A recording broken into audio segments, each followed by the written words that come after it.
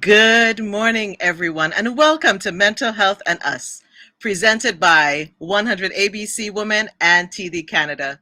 Today's program, if you want to view it, is in the virtual lobby if you would like to view it and see what's up next. Please submit your questions to the panel and our keynote speaker in the chat. And note, our hashtags for today are hashtag mental health and us, as well as hashtag 100 ABC Women.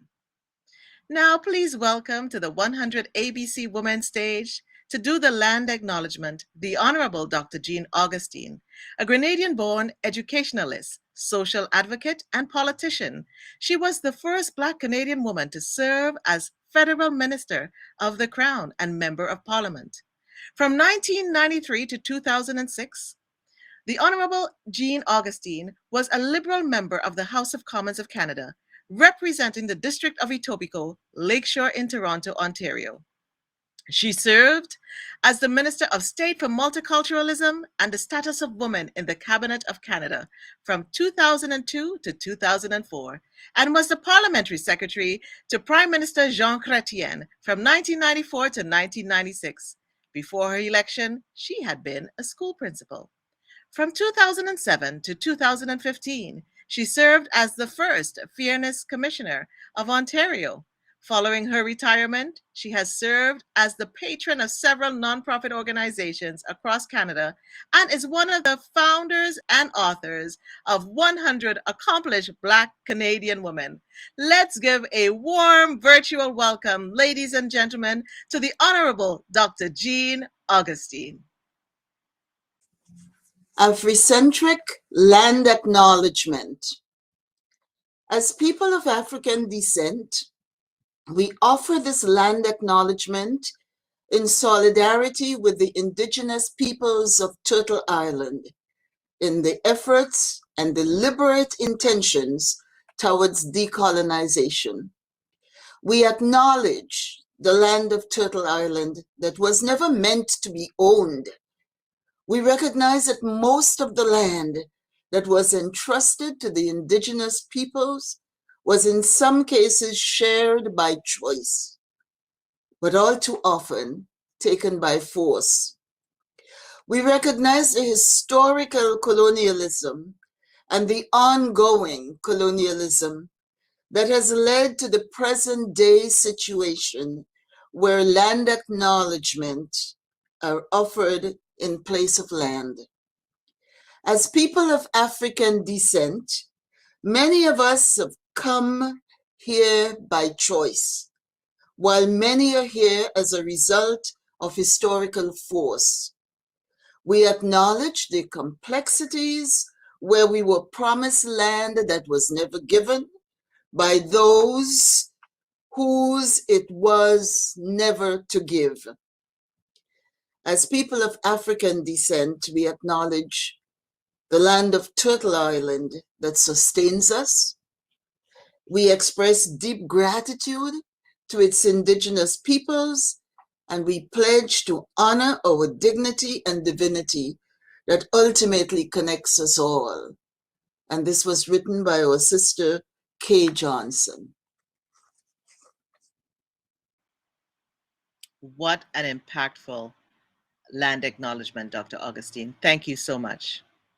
Bringing our welcome this morning is the president of DEJS Diversity Consulting, where she shares her experience in diversity and human resources. Donna Joan Simmons also mentors young Black women looking to advance their careers. One of the founders and authors of 100 Accomplished Black Canadian Women, Donna is an energetic, goal-driven individual with a proven track record of organizing successful community events that generate funds and raise organizational profile. Please give a warm welcome to the 100 ABC Women Stage co-founder and co-author of 100 ABC Women, Donna Jones Simmons. Good day and a big welcome to everyone, especially our 100 accomplished Black Canadian women. You are our mental health advocates and supporters. On behalf of the co-authors and co-founders, Honorable Dr. Jean Augustine, Dr. Denise O'Neill Green, and myself, please accept our deepest appreciation for your engagement in this important topic, mental health and us. We have a wide range of captivating topics, starting with the function of the brain in mental health to the stigma associated with communication, right down to self-care. Something many of us struggle with addressing. Like me, I am sure that you cannot wait to hear more about these topics. I'm also sure that that's what attracted you to this event. Rest assured, these brilliant Black women will not let you down. As a matter of fact, I am confident that they will inspire you to become strong advocates for people who suffer from mental health issues. So it is a hope that you will take away some important messages and resources about mental health. I should remind you that this is our second symposium, and it is occurring because you told us that these are topics and information that matter to you. We all know that mental health has no friends, no enemies. But when faced with it, we know that everyone will manage it differently, the best way they know how. In your electronic program booklet, you will have backgrounds of these experts in the field who are just ready to generously impart their knowledge and share their experiences with you. It is no secret that mental health, when not well understood or addressed, has especially impacted the Black community economically and socially. This has been reinforced by my friends Dr. Anna Jarvis and Nicole Waldron. You know, and I know, that it has impacted caregivers, it has impacted families who often have difficulties finding the appropriate support and resources. Therefore, 100 ABC Women feels compelled to bring forward this issue today. I would like to take this opportunity to thank our presenting sponsor, TD Bank, for supporting this event and the work that 100 ABC Women has embarked on, which is to bring inspirational messages to our communities, such as mental health awareness. A very special thanks to our incredible symposium team, Honorable Dr. Jean Augustine, Dr. Denise O'Neill Green, Dr. Anna Jarvis, Nicole Waldron, Joan Pear, Michelle Green, Norma Wilson, Jennifer Singh, Karis Clark Glasgow, Daniel Glasgow, and our only male, Malcolm Edwards. I will not take up much more of your valuable time that could be better said by the experts. So let me leave you with this quote from healthyplace.com. Mental health is not a destination, but a process. It's about how you drive, not where you're going. Thank you, and have an amazing day. Donna, thank you so much. And thank you to Jean and Denise for you guys just coming together and curating this event with TD Bank for us as we talk about mental health and us. In the chat, I would like you all to tell us where you're from. I'm in Toronto. I'm down by the bluffs. I'm looking at the water. What are you looking at? How are you starting this morning? Tell us. Put it in the chat.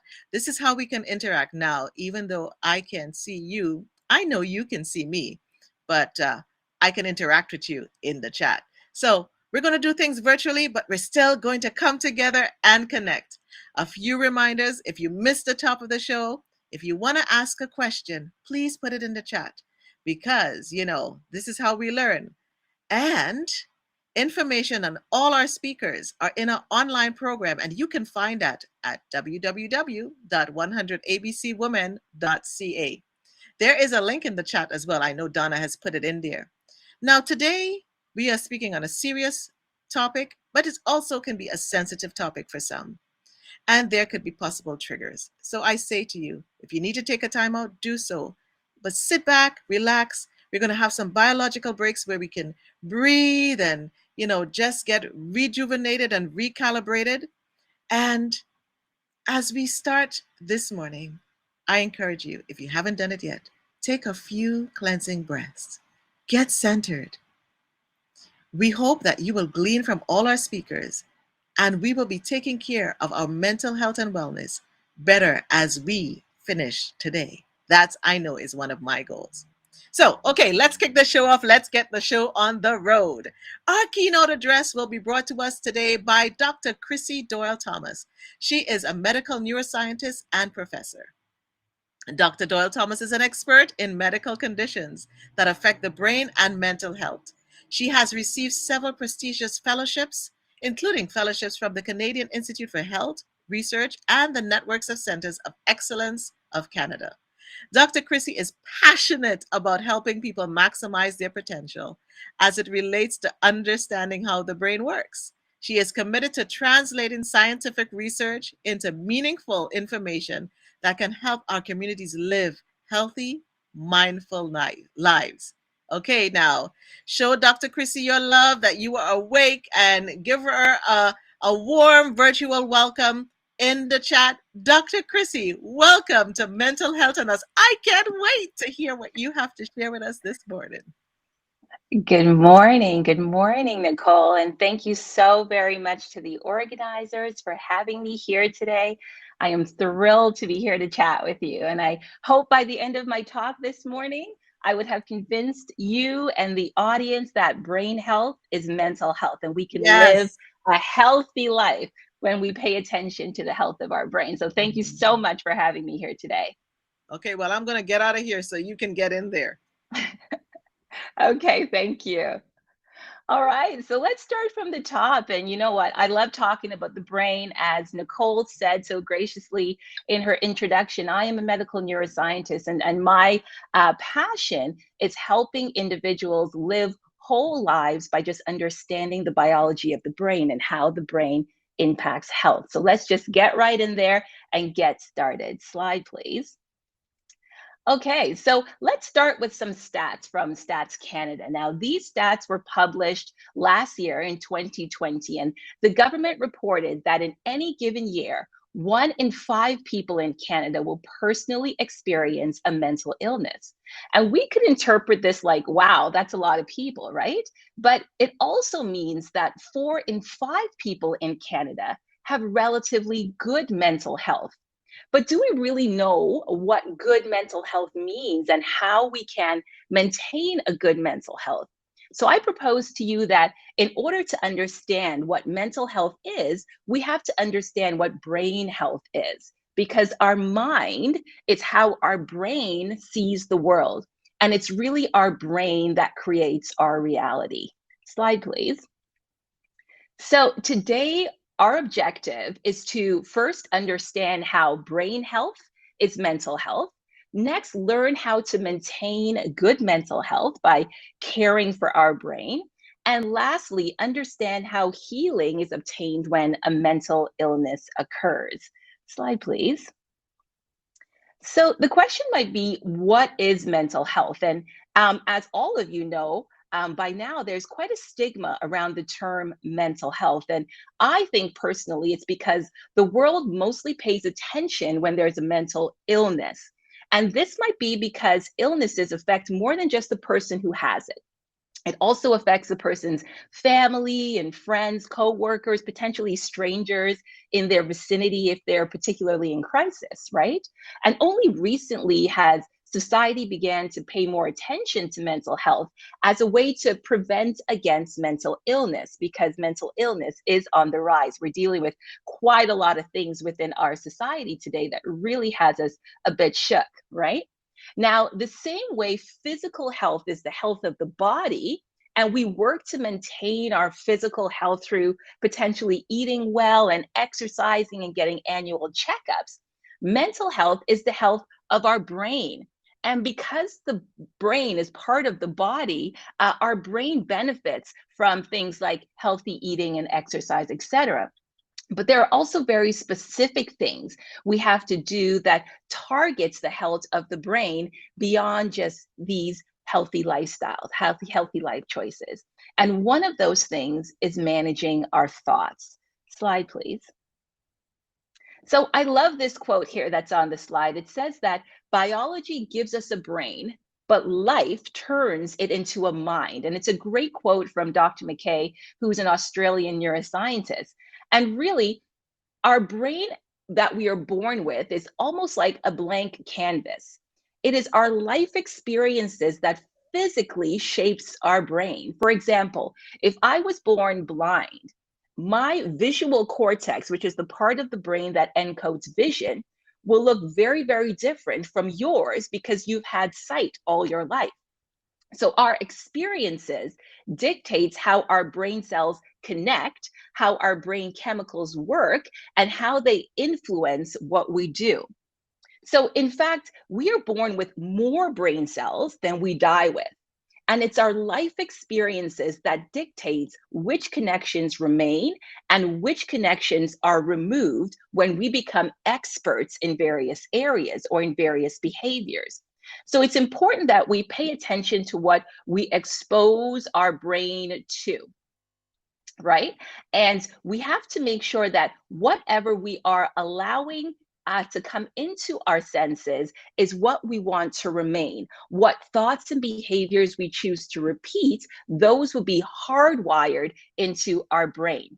So a prime example of this is a prime example of exposure gone wrong, for example, what we, managing what we allow into our senses is a few years ago when we were hearing about numerous school massacres in the States, right? In some of these cases, these kids were avid video gamers who frequently played violent games. And it seems that they were acting out some of these video games on top of dealing with a lot of emotional turmoil.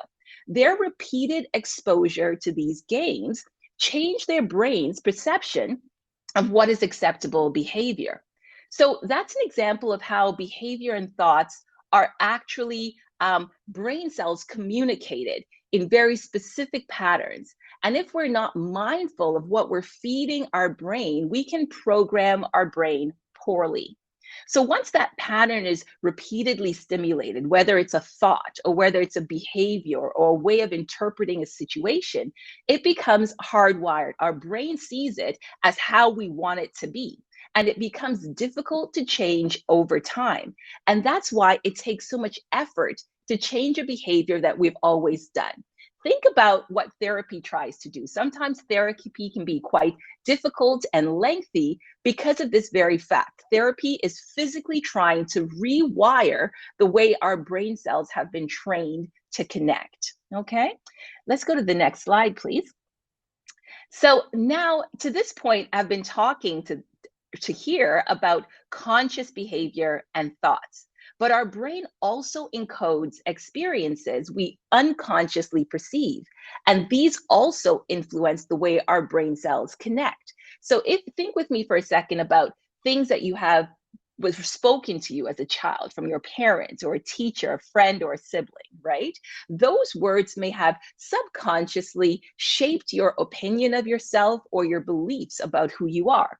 Or think about how you were raised, your belief system, or what you valued and what you didn't have, for example. Those things might influence your belief system as an adult and subconsciously influence your image of success and happiness and wholeness. All of those experiences have physically changed our brains. And this is why we are unique in the way we see and perceive our world.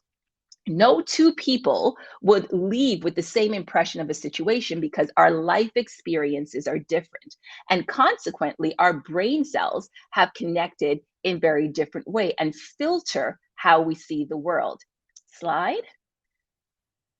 All of this happens because of the activity of brain cells. So here on the slide, you see a picture of two ends of brain cells on the left-hand side, right? So the brain on the left has chemicals, which are depicted in those little red balls that travel, and they travel to the end of the cell, and it gets released into a space, and then some of those chemicals attaches itself to the neighboring cells, and consequently, it will either turn on or off that second cell. Interestingly, this is how our emotions and feelings and behaviors are coded in the brain. On the right of this slide, you will see that various thoughts like, should I fight or flee when I'm faced with a threat, or feelings of pleasure and reward, or even our experience of emotions and mood, euphoria, happiness, love, etc. These are all because of the release of and the activity of chemicals in our brain, such as adrenaline, one you might know, right? Dopamine, serotonin, endorphins. Think about how you feel after you work out, oxytocin, etc. These are all chemicals that are moving around, activating cells in our brain and producing an associated behavior or emotion or thoughts in our minds. So our life experiences is because of the activity of various brain chemicals turning cells on and off. Slide, please. Here's an example of that. So here's a picture of what happens in our brain when we are happy. So on the right of this slide, you will see that there are two brain chemicals in particular that are active, and they are dopamine and serotonin, two words that I'm going to use a lot in this presentation because these brain chemicals are very important for mental health. You will see that dopamine, which is depicted in blue here, activates a lot of the front parts of our brain. And when it acts on these brain areas, we feel motivated, we experience pleasure, and a number of other things happen in our brain. Happiness also activates serotonin, which is the second brain chemical noted here in red. And this system affects a lot of our brain, including areas in the front, the middle, and the back of our brain. And when serotonin acts across the brain, it affects our mood, it affects our memories, our sleep, our cognition, or the way we think.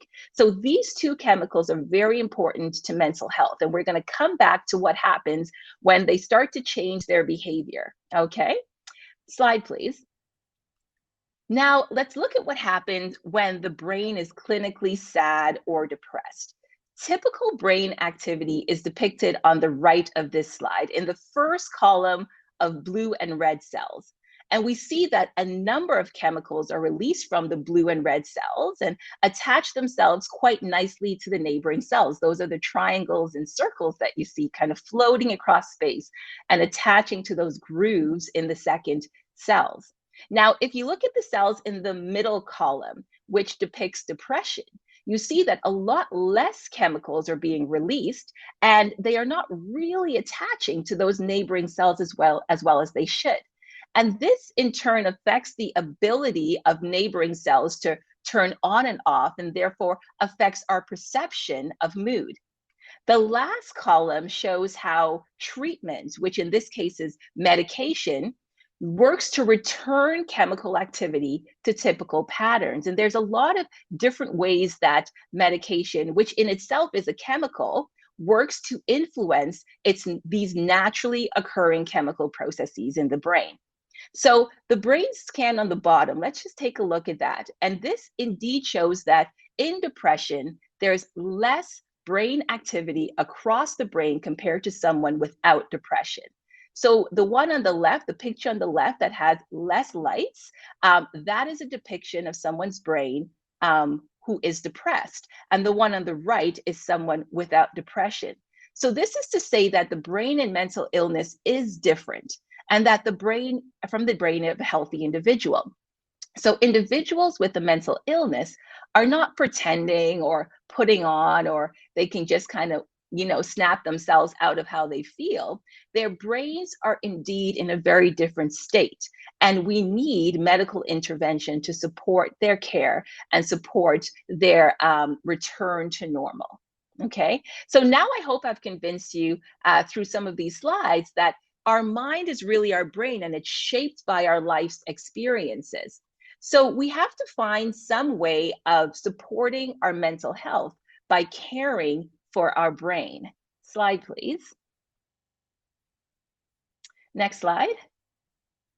Okay, so now research shows that there are three things that are very important to supporting mental health. And I'm sure over the course of today, we're going to get a lot more tips from experts in all sorts of areas. But today, I just want to touch on these three to get us started. One is that we have to manage our thought life.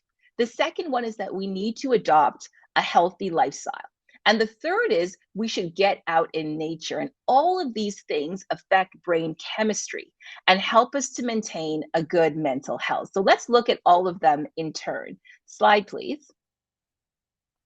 So let's talk first about challenging our thoughts. Psychologists would tell you that not all thoughts are true. And as a neuroscientist, I agree with that statement. So research has shown that our brain is biased towards negative thinking. Our brain cells have a electrical potential that propagates along the length of the cell when it's turned on. And research shows that this evoked potential related to negative stimuli is larger than the evoked potential related to a positive stimuli. So this means that our brain takes more notice to a negative event. Now, you might say, well, why is this the case? That doesn't seem to be advantageous. But in fact, I think it is. So we think that this is because negative thinking helps to keep us safe. It protects us from situations that might be harmful to us. So think about having to hunt for food or seeing a lion, right? That fear response might save your life. Or think about your emotional response to a bad performance review. That heightened awareness might prevent you from doing the same things in the future that may cost you your job. So negative thinking is not a problem until we begin to ruminate on it and we fail to resolve it with an action or a solution. In fact, negative thinking changes the activity of dopamine and serotonin, the two brain chemicals I mentioned before. And they're depicted here on the bottom of this slide in their chemical compounds.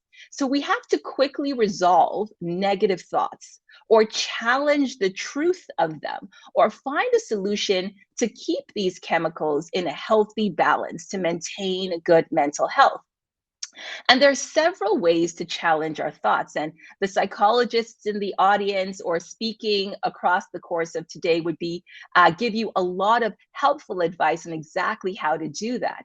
For the purpose of this talk, I want to mention three things that we can do that we know affect brain chemistry. Now, all kinds of therapeutic, thought strategies affect brain chemistry. But because of time, I just want to mention three things here. One way that we can combat negative thoughts is through affirmations. And this is looking in the mirror and saying positive statements about yourself to yourself. Now, affirmations motivate us to think positively about ourselves, right? They also help us to affirm our competency when situations arise that make us feel otherwise. So there are brain areas in the center of our brain that are responsible for our perception of self. And these areas are called the medial prefrontal cortex, that is in the middle frontal part of our brain, and the posterior cingulate cortex, which is a bit back in the posterior part, but still in the center of our brain. And these areas tend to light up with activity when people affirm themselves. In fact, the activity in these regions remain different from those who do not self-affirm even after the person has moved on to other tasks. So affirmations have been shown to affect the brain in a positive way, okay? Let's then talk about reflections. Reflection helps us to grow and develop our understanding more deeply so that we continue to improve the next time we encounter a similar situation. There are various prompts that you can use when you're reflecting in a written journal. I'm sure a lot of you do this already. Or you can talk to yourself out loud when you're reflecting on a situation. Some people even create vision boards, kind of reflecting on what they want their year to look like or their month to look like, right? Reflection works because the deeper mental manipulation reinforces brain architecture associated with a particular task or behavior. So it moves the thinking into long-term memory and causes almost like a scaffolding or reinforcement of brain cells involved in a behavior we want to remember and repeat again. So reflection is also a good strategy that impacts our mental health in a positive way by reinforcing the actions of brain cells. And lastly, I want to touch on practicing gratitude. Gratitude releases dopamine and serotonin, again, the two brain chemicals that I told you are very important for mental health. It helps to promote happiness and pleasure and motivates us to do more of the things that make us feel happy and grateful. Okay, so these are three ways that we can maintain our good thought life. Let's go to the next slide, please. So, we're talking about the importance of maintaining a good thought life and what that does in the brain. Now, let's move to adopting a healthy lifestyle. And when I say that, I'm talking about three things in particular: eating well, exercising, and getting good sleep. Next slide, please. Next slide, please. Slide. Thank you. A lot of healthy lifestyle choices, again, support brain cell communication by regulating the chemicals released from one cell to another. So now let's go to the next slide, please. And I'm going to tell you about how the foods we eat help to build up those chemicals in our brains, right? The chemicals depends on the food for the building blocks to produce and manufacture these chemicals that then helps our brain remain healthy. And foods that contain fatty acids, antioxidants, vitamins, and minerals nourish our brain. And there are here on this slide are some of the foods that we should include regularly in our diet. We have fatty fishes like salmon and trout and tuna. Coffee is also great. It's an antioxidant. We have blueberries, turmeric, broccoli, pumpkin seeds, dark chocolate, nuts, eggs, green tea. All of these things collectively help us to protect against brain impairments and cognitive decline. And they benefit our memory and they help us to regulate our mood. So what we eat is important because it becomes the building blocks for these chemicals to be manufactured in our brains. Slide, please. After eating well, we have to think about things like exercising. And exercising, research has shown, reduces the risk of depression and anxiety. It slows down cognitive decline and reduces the risk of dementia. And this is because, again, it affects the chemicals in our brain. It affects dopamine, which activates our reward system, feeling motivated to do more, and endorphins, which I know that you have experienced, that stimulates our sensation of happiness and fulfillment and those such things. I want us to also look at getting good sleep, right? Our brain stays remarkably active while we are sleeping. And sleep plays a key housekeeping role to remove toxins from our brain that builds up while we are awake. So sleep is also a very helpful way to maintain patterns in our brain that solidify learning, memory, and regulate our mood. So it's very important for mental health. Slide, please. Nature is also very important. Nature has a remarkable effect on our mood.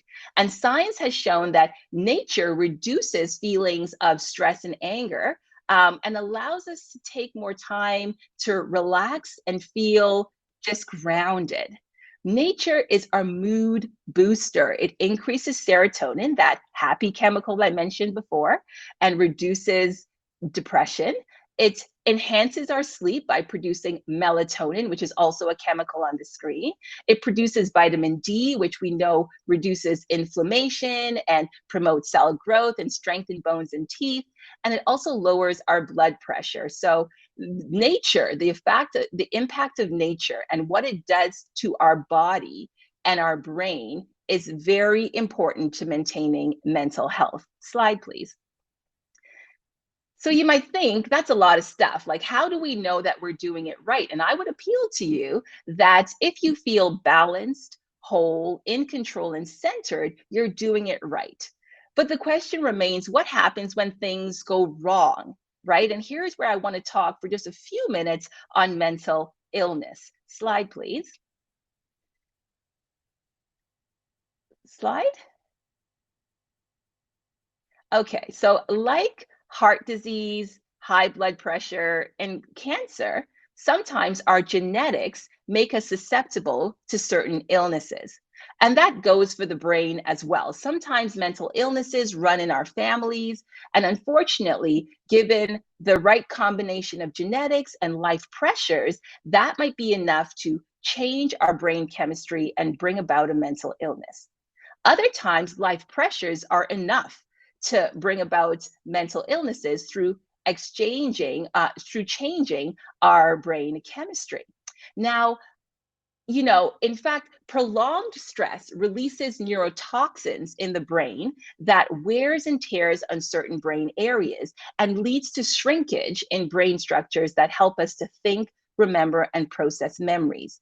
So, managing stress becomes a very important life skill that we have to learn how to do. Next slide, please.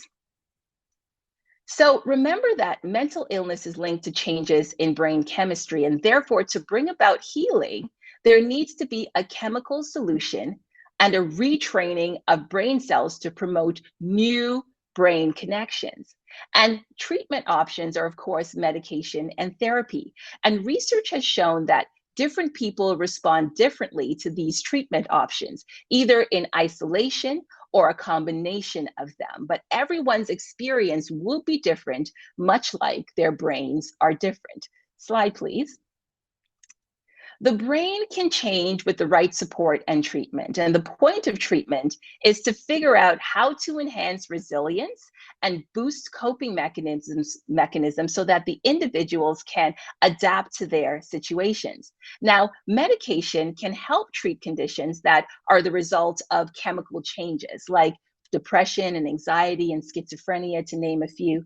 In fact, medication is made to look like naturally occurring chemicals to assist the brain in doing what it should be. It works to modulate or change the chemicals that we've been talking about to this point, or even mimic their actions to affect our mood system in the brain. Now, talk therapy is also quite important because some of these same illnesses have to do with problematic thinking. So, thought-based interventions like cognitive behavior therapy, for example, are very important.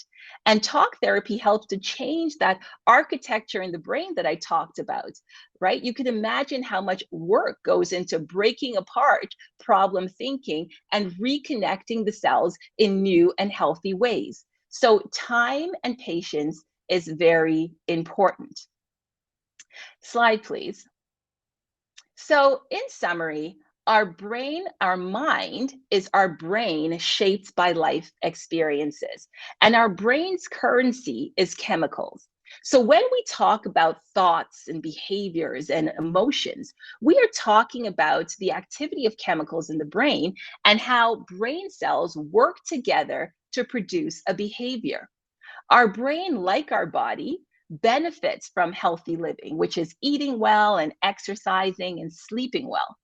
For the brain, a healthy lifestyle promotes the production and the activity of brain chemicals that are important for mental health. Similarly, getting out in nature is a natural way of boosting healthy brain chemical activity. We have the added task when we talk about brain health of managing our thoughts. We talked about three things that have been shown to affect brain chemistry, and these include using affirmations, reflecting, and practicing gratitude. And all of these act on the brain to change its chemistry and its connection. Now, when we talk about mental illness, medication, which is a chemical solution to a chemical problem, becomes important. And also, talk therapy, which is a behavioral solution to problematic thinking, is also important. And treatment plans are as unique as the people who need them. It has to be individualized to be effective. Slide, please. So I want to thank you for having me here to give you a little insight into what happens in the brain during mental illness as well as mental health. And I hope I showed you that we have the power to maintain our mental health by the things that we do. Mental health and maintaining it is an active process. It's not something that we can passively engage in. The same way we want our healthy body, we need to be mindful of the health of our mind by managing our thought life, by creating healthy lifestyle choices, and also finding time to just rejuvenate ourselves in nature. And I look forward to your questions and hearing all the other great advice that we have today from experts across a number of fields that would help us live healthier lives. Thank you for having me, and I hope you learned something. I learned a lot. I learned Great. a lot. So I'm very happy. Dr. Christy, that was awesome. And I love when you talk about our mind is our brain and our brain is our Yes. mind. And I think that, tell me, do you think that's going to shift the narrative when people recognize that our mental health and wellness is connected to our brain and relieve some of that stigma? Yes, I really hope so. And I think knowledge is power. And as a neuroscientist, we see it. When we scan the brains of folks who are living with a mental health condition, it looks very different. So there is Yes. a very physical change that happens in our brain and in our body that if we know more about and we know how treatment can affect Hmm. these things, we would be in a lot better position to bring about healing and acceptance, right? If we have a broken arm, you're going to go get it casted. You're going to see a Yes. doctor, you're going to get it casted, you're going to rest it. It's the same thing with the brain. It's another part of the body that if it's broken, we need to support it with the right care. I love that. I love that. And you know, you as you spoke about depression and how the brain changes and the brains, I love you showed the brain scan. That was amazing. And so would that same thing be happening when somebody has like psychosis or schizophrenia or bipolar? What is happening to the brain with these various illnesses? Because we tend to talk about depression and anxiety, but we don't Right, talk about that. And also, when I think about alcoholism, because people forget right. that alcoholism, drug addiction is a mental illness and it's so It is. separated. Yes, it is. And all of those conditions, thank you for bringing it up, Nicole. All of those conditions affect brain chemistry. It affects the way our Mhm. chemicals work in our brain. So, although the scans might not look like it does in someone with depression, it still looks different from a healthy individual because the brain has changed the way its chemicals are communicating with cells, turning them on and off. And if I had time, I would show all those scans too, but it looks different and we need to pay attention to them. And all of those conditions, including addiction and alcoholism, affects the way our chemicals work and therefore affects the way we behave, right? Right. Chemicals produce behavior and thought. So it's important that we understand that these medical conditions require a medical intervention, whether Yeah. whether it's medication that mimics the chemicals in our brain to kind of help boost the system or kind of influence the system in other ways to help the naturally occurring chemicals work, or whether it's therapy, trying to understand where our thoughts come from. I spoke a lot about conscious and unconscious Yeah. things that affect how our brain architecture develops, things that happen to us in childhood or things that happen while we're growing up. These things affect how our brain cell says, let's connect in this way and create this thought, right? Therapy works to break apart those problem Mhm. thoughts and reconnect in healthier ways. So these medical interventions, such as medication and therapy, are very impactful to changing the brain. And when we understand that mental health is a brain condition, we then Yes. can put our faith in the interventions that the medical world has put out there to help us. Thank you, Dr. Chrissy. And I saw a question in the chat, and it was an interesting question about coffee. Does coffee Mm. affect, is it detrimental to my mental health? No, it's not. It's actually an antioxidant and it works, it helps your brain. Now, I mean, there's some literature that shows, okay, we have to kind of mind how much coffee we're having and all those kinds of things. And that research is new and coming on the scene. But it is an antioxidant and it does help our brain. So it's in that list of things that help to promote brain health and to support the chemicals and the chemistry of our cells and working as they should.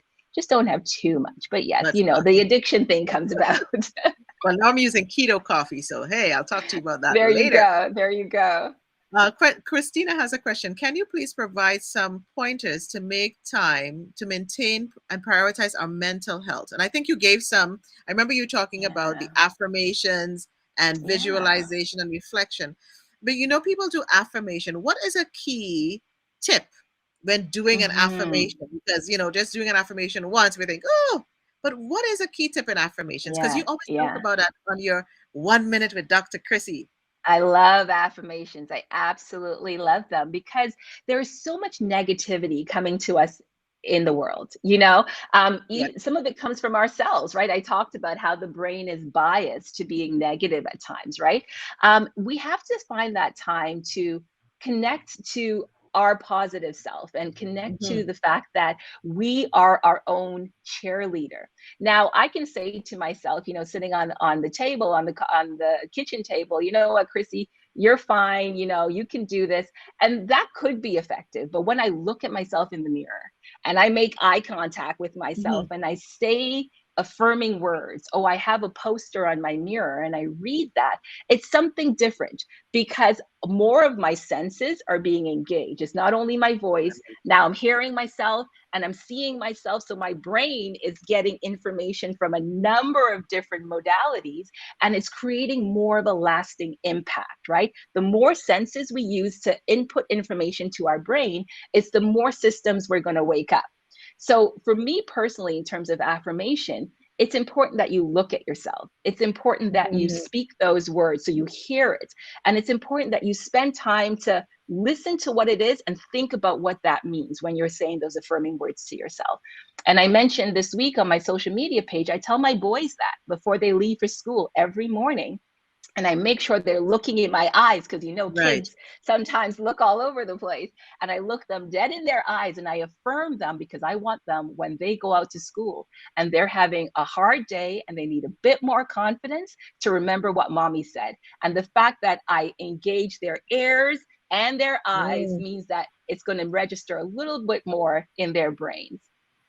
That was a bing bing moment, engaging all the Yeah. five senses. Because I know I say my affirmations, but that Yeah. was a bing bing moment. And I remember listening to your and if, for you guys who are not tuned in, you better follow Dr. Chrissy because on her Instagram she's giving these tips. And I remember you saying your mom made sure and she did this Hmm. with you.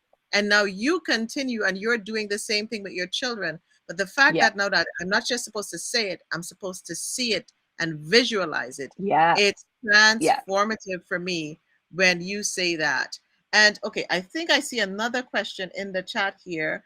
I have a lot of family members who have mental illnesses, and for the first time, it's Yeah. actually a comment. So this is someone who's Okay. appreciating what you're saying. And for the first time, I actually understand the fundamentals of the science of biology. Thank you.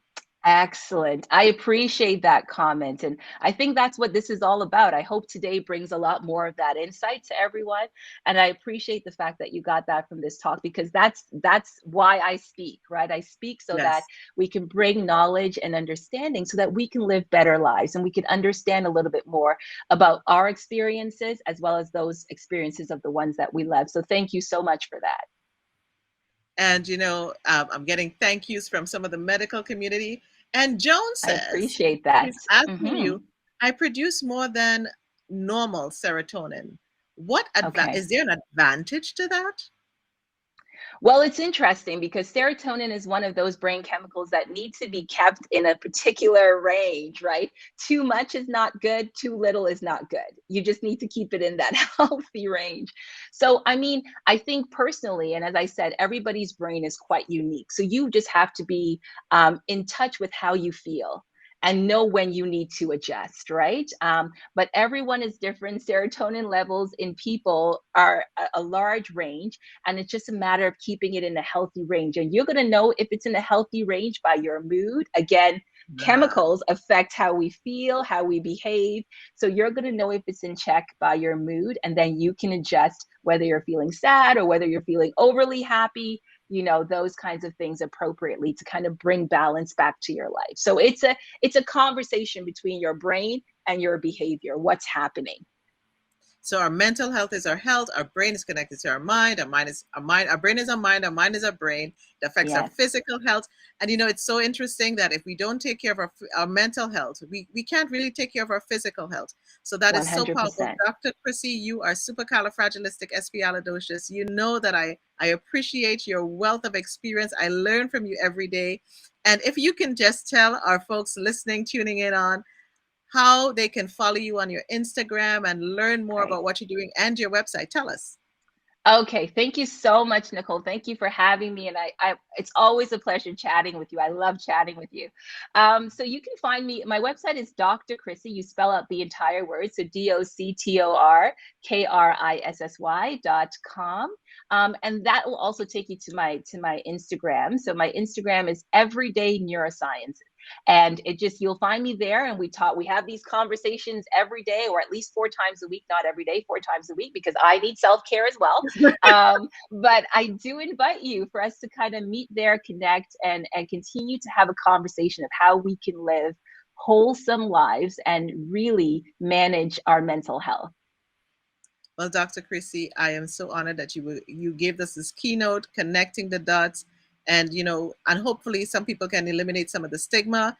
And ladies and gentlemen, we are going to take what we call a biological break, because you've been sitting for a while. It's important that you stretch and recalibrate. And we will be right back. And if you have some questions and you have it in the chat, Dr. Chrissy, if you can jump into the chat at any time during the day and answer any of the questions, and be sure to tune in. And if you have any friends and families who are not tuned in yet, send them to 100abcwomen.ca and tell them, come on, come on, come on. We're only going till 12 and it's going to be hot. So see you in 5.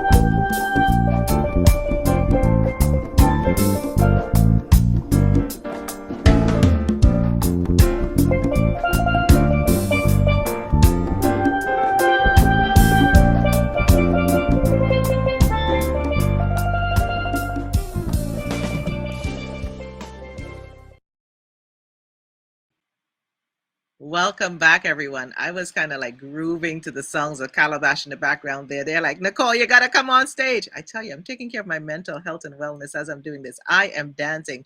Movement is good for us as we take care of our mental health and wellness. So, for everyone who is now joining us, welcome to Mental Health and Us, presented by 100 ABC Women and TD Bank. And after this panel discussion, there will be an opportunity to ask questions. And please note the resources, we will populate them online. You will have them in your social media. And remember, the hashtag for today is hashtag 100ABC Women and hashtag mental health and AND us. So be sure to let your friends know that you're watching, to tune in. They can go to www.100abcwomen.ca and sign on. Click. It is time that we get our mental health and wellness right. So I am moving on right here, and for sure, you need a moderator for this next section. It's a panel discussion. And leading the panel is Emily Mills. She is an award-winning founder of How She Hustles, one of Canada's leading brands for diverse women entrepreneurs and leaders. For more than 10 years, How She Hustles has produced sold-out networking events and digital content. Emily created Her Story in Black with CBC and the Start Up and Slay Entrepreneur Series with CIBC, Shopify, and Rogers Sports and Media. How She Hustles reaches 18,000 diverse women on social media across Canada and beyond. Let's give it up for Emily. Put it in the chat. I would give a little sound effect if I had, and I wish you can hear my applause. And Emily also has a background in media and marketing. And she also works right now as a consultant and public speaker. And she is an alumni, just like I am. In 2018, she became one of the 100 accomplished Black women honorees. So before we go any further, remember, put your comments and questions in the chat. And I'm going to bring up now our moderator for this morning's panel, the wonderful, brilliantly talented, supercalifragilistically person that I know, Emily Mills. I call her Dr. Emily Mills. Look at She's this the now. doctor of joy. She's the doctor of peace. She's the doctor of love and bringing us together. Welcome, Emily. Thank you so much, Miss Nicole. It is a huge honor to be here. I want to thank the incredible co-authors of the 100 ABC Women book for all the work you've done in the community, for putting on this fantastic virtual event today, and for allowing me to be part of it. And can I just say, like, your whole energy is all the serotonin, all of the dopamine, all the things. Yay. So, Amen. and I want to just also drop in. I love Dr. Chrissy's suggestions about all the things we can do. I wanted to add one thing that I do with my family to bring a little sunshine to my day before I introduce our speakers. And that is a dance party to kick off our morning. So after we pray, we literally turn on YouTube and we pick a song every day that we dance to. So one of our favorites is Bill Withers, A Lovely Day. We turn it on loud while the kids are brushing their teeth and putting on their clothes, and the vibe is just spectacular. I would love to hear your suggestions, all the brilliant women who are on the feed and gentlemen, to offer up what they do to kick off their morning and release all those positive chemicals. Sounds good? When I start in the morning after I pray, just like you, I don't do meetings really too early in the morning. I make sure I do that affirmation and that's, go through that visioning what I want for the day. And when possible, I go for a walk. You know me, Emily. I go for a walk by the water. You have all my water pictures because water is life for me. And from working from home, I make sure and set up my desk in a place where I have a beautiful view. So it illuminates me, and I put my TV on the fish channel. I have a fish channel, and I don't have to take care of the fish. So there we go. With all of that said, I'm going to let you go. I'm going to get out of here, run backstage, and let you take over. Thank you. It's been awesome. So good morning, everyone. Thank you again for having me. We have some great speakers here, and I look forward to hearing their wisdom and insight, and of course, your questions and comments, so keep them coming in the chat. I am pleased to be moderating our very first panel this morning, which is about identifying and addressing mental health. Let me tell you about our panelists before we bring them on screen. So our first speaker, I know her very well. She's phenomenal. Roxanne Francis. She's a registered psychotherapist and social worker. Roxanne is an award-winning registered social worker and psychotherapist. She's a consultant and a speaker who has been helping people access tools to change their lives for over 10 years. She is the owner of Francis Psychotherapy and Consulting Services, where she provides psychotherapy to individuals in the community, clinical supervision to therapists, and consultation to various organizations addressing topics such as mental health in the workplace, diversity, equity, and inclusion, burnout, children's mental health, parenting, and women's issues. Welcome, Roxanne. Our second speaker is Floydine Charles Friedel Huggins. Floydine Charles Friedel is a change agent. So many of you know who she is. She has developed mental health programs for persons who self-identify as Black, African, and has a keen and unique approach to addressing the various forms of trauma that our community experience, and has several years working with persons who are substance using and experiencing mental distress. Floydine has developed community crisis response protocols for different communities. She is one of the first 2 African Canadians certified by the National Organization of Victims Assistance as a crisis response trainer. Please welcome them both. Drop those hellos and greetings into the chat and make them feel welcome. It's so wonderful to see you two. And I feel like I have missed the memo about stylish glasses. So we'll have to fix that next time. All right, we have so much to talk about. Good morning to you. Dr. Chrissy talked about some of the root causes of mental unwellness, and she really spoke about that early foundation in our minds. I wanted to give you a chance, Floydine and Roxanne, to just talk about that, some of the root causes of mental unwellness from your perspective. So I'll start with you, Roxanne. Yes, I do agree with Dr. Chrissy. When I work with my clients, one of the things that we always get into is the foundation. What was it like growing up in your home? What was it like being parented? One of the root causes definitely is stress. And oftentimes when a child experiences stress, it can result in mental, unwellness in their childhood and also in adulthood. Some adults who are dealing with stress on a day-to-day basis, they're able to manage it, for an extended period of time. But then sometimes there is an additional stress that causes a little bit of a mental break. And that can result in mental unwellness. To be mindful literally from the beginning, because there could be long-lasting impacts. Floydine, is there anything that you wanted to add around some of the root causes or even the triggers of mental unwellness in our community? We've just got to get your sound there for a second. Can't hear you. Let's see. Is this better? We've got you. Good morning. Good morning. And thank you for this opportunity yet again, and nice to meet you as well.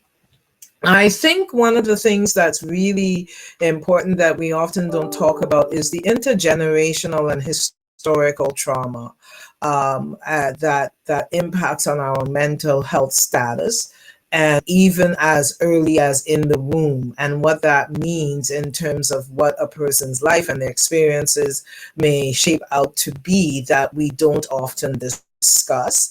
And I'm sure that will come up sometimes for today in the conversation, but that would be my addition to the comment. Intergenerational trauma. Okay, you know what? I want to unpack that, but let's talk about a few more things, because we're going to come back to that. Can we talk about the reality that we're living in right now? This not even new, just this this normal that we're experiencing of COVID-19. Yes. How is our community doing? Roxanne, how are we doing during COVID? We're struggling. Generally in terms of our community, we're dealing with, the things that everyone else is dealing with. We're having to go home. We're sequestered to our homes, teaching our children online, financial uncertainty. And on top of that, there is, all of the systemic oppression that we've had to deal with our entire lives, our entire existence in this country. And, on top of all the things regarding the pandemic, it's really, really hard. A lot of people in our community are finally facing the fact that they have to take care of their mental health. And it's a challenge. It's a challenge culturally because historically, we haven't really had the opportunity to take care of our mental health because we've had to hustle. We've had to do all the things. And so our mental health or physical health sometimes takes a back seat. And so with the stressors of the pandemic, a lot of people are trying to take care of their mental health. And sometimes finances can be a challenge, but our community is struggling. Floydina, can we dig a little deeper into that? I mean, our community isn't a monolith. There are so many different identities, lived experiences within our community that may result in a different impact of the pandemic. Are you seeing different segments of our community experiencing mental health pressures differently, particularly during this pandemic? I think of, for example, Black mothers. Yeah, so I like to use the term our communities to acknowledge the diversity amongst us. And of course, yes, because one of the things that all of our communities already are experiencing, we were already, like Roxanne articulated, we were already in a pandemic. We were in a pandemic because of the social determinants of health around poverty, and where mental health is co-located with poverty, with unemployment, underemployment, and all of those factors. So when we speak about mothers, our mothers and people who are mothering others, it is something that historically, as a people, as melanin blessed people, we have learned to carry on. We have learned to be resistant and resilient. So sometimes our path and our understanding to addressing what our mental status is a little bit different, a little bit longer, and which also could be denial. So then what happens is when we see certain behaviors in mothers who are having animated dialogue with their children all the time, or they're overeating or over sexing or over all of these things, spending, it is as a result, if I may to be maybe frank in this conversation, is Let's that keep it those real here. as a clinician or a former clinician myself, the reality for me in terms of the work and the community is to look at those things that present to us, and then understand and go deeper to the root causes. And you'll find out that there are things that happened when somebody was 2 or 3 or 4, and why even a young woman has now become a mother because she wanted to have a child, to have something that she could love because she was not loved. So it's a number of factors that we are facing here when we speak on this issue. Definitely, really important points. And I know Dr. Chrissy talked about nutrition as well, the way that we interact with other people. Those may be indicators that someone might, need some support or be going through something. Roxanne, what are some of the other signs that someone might need some extra mental health support?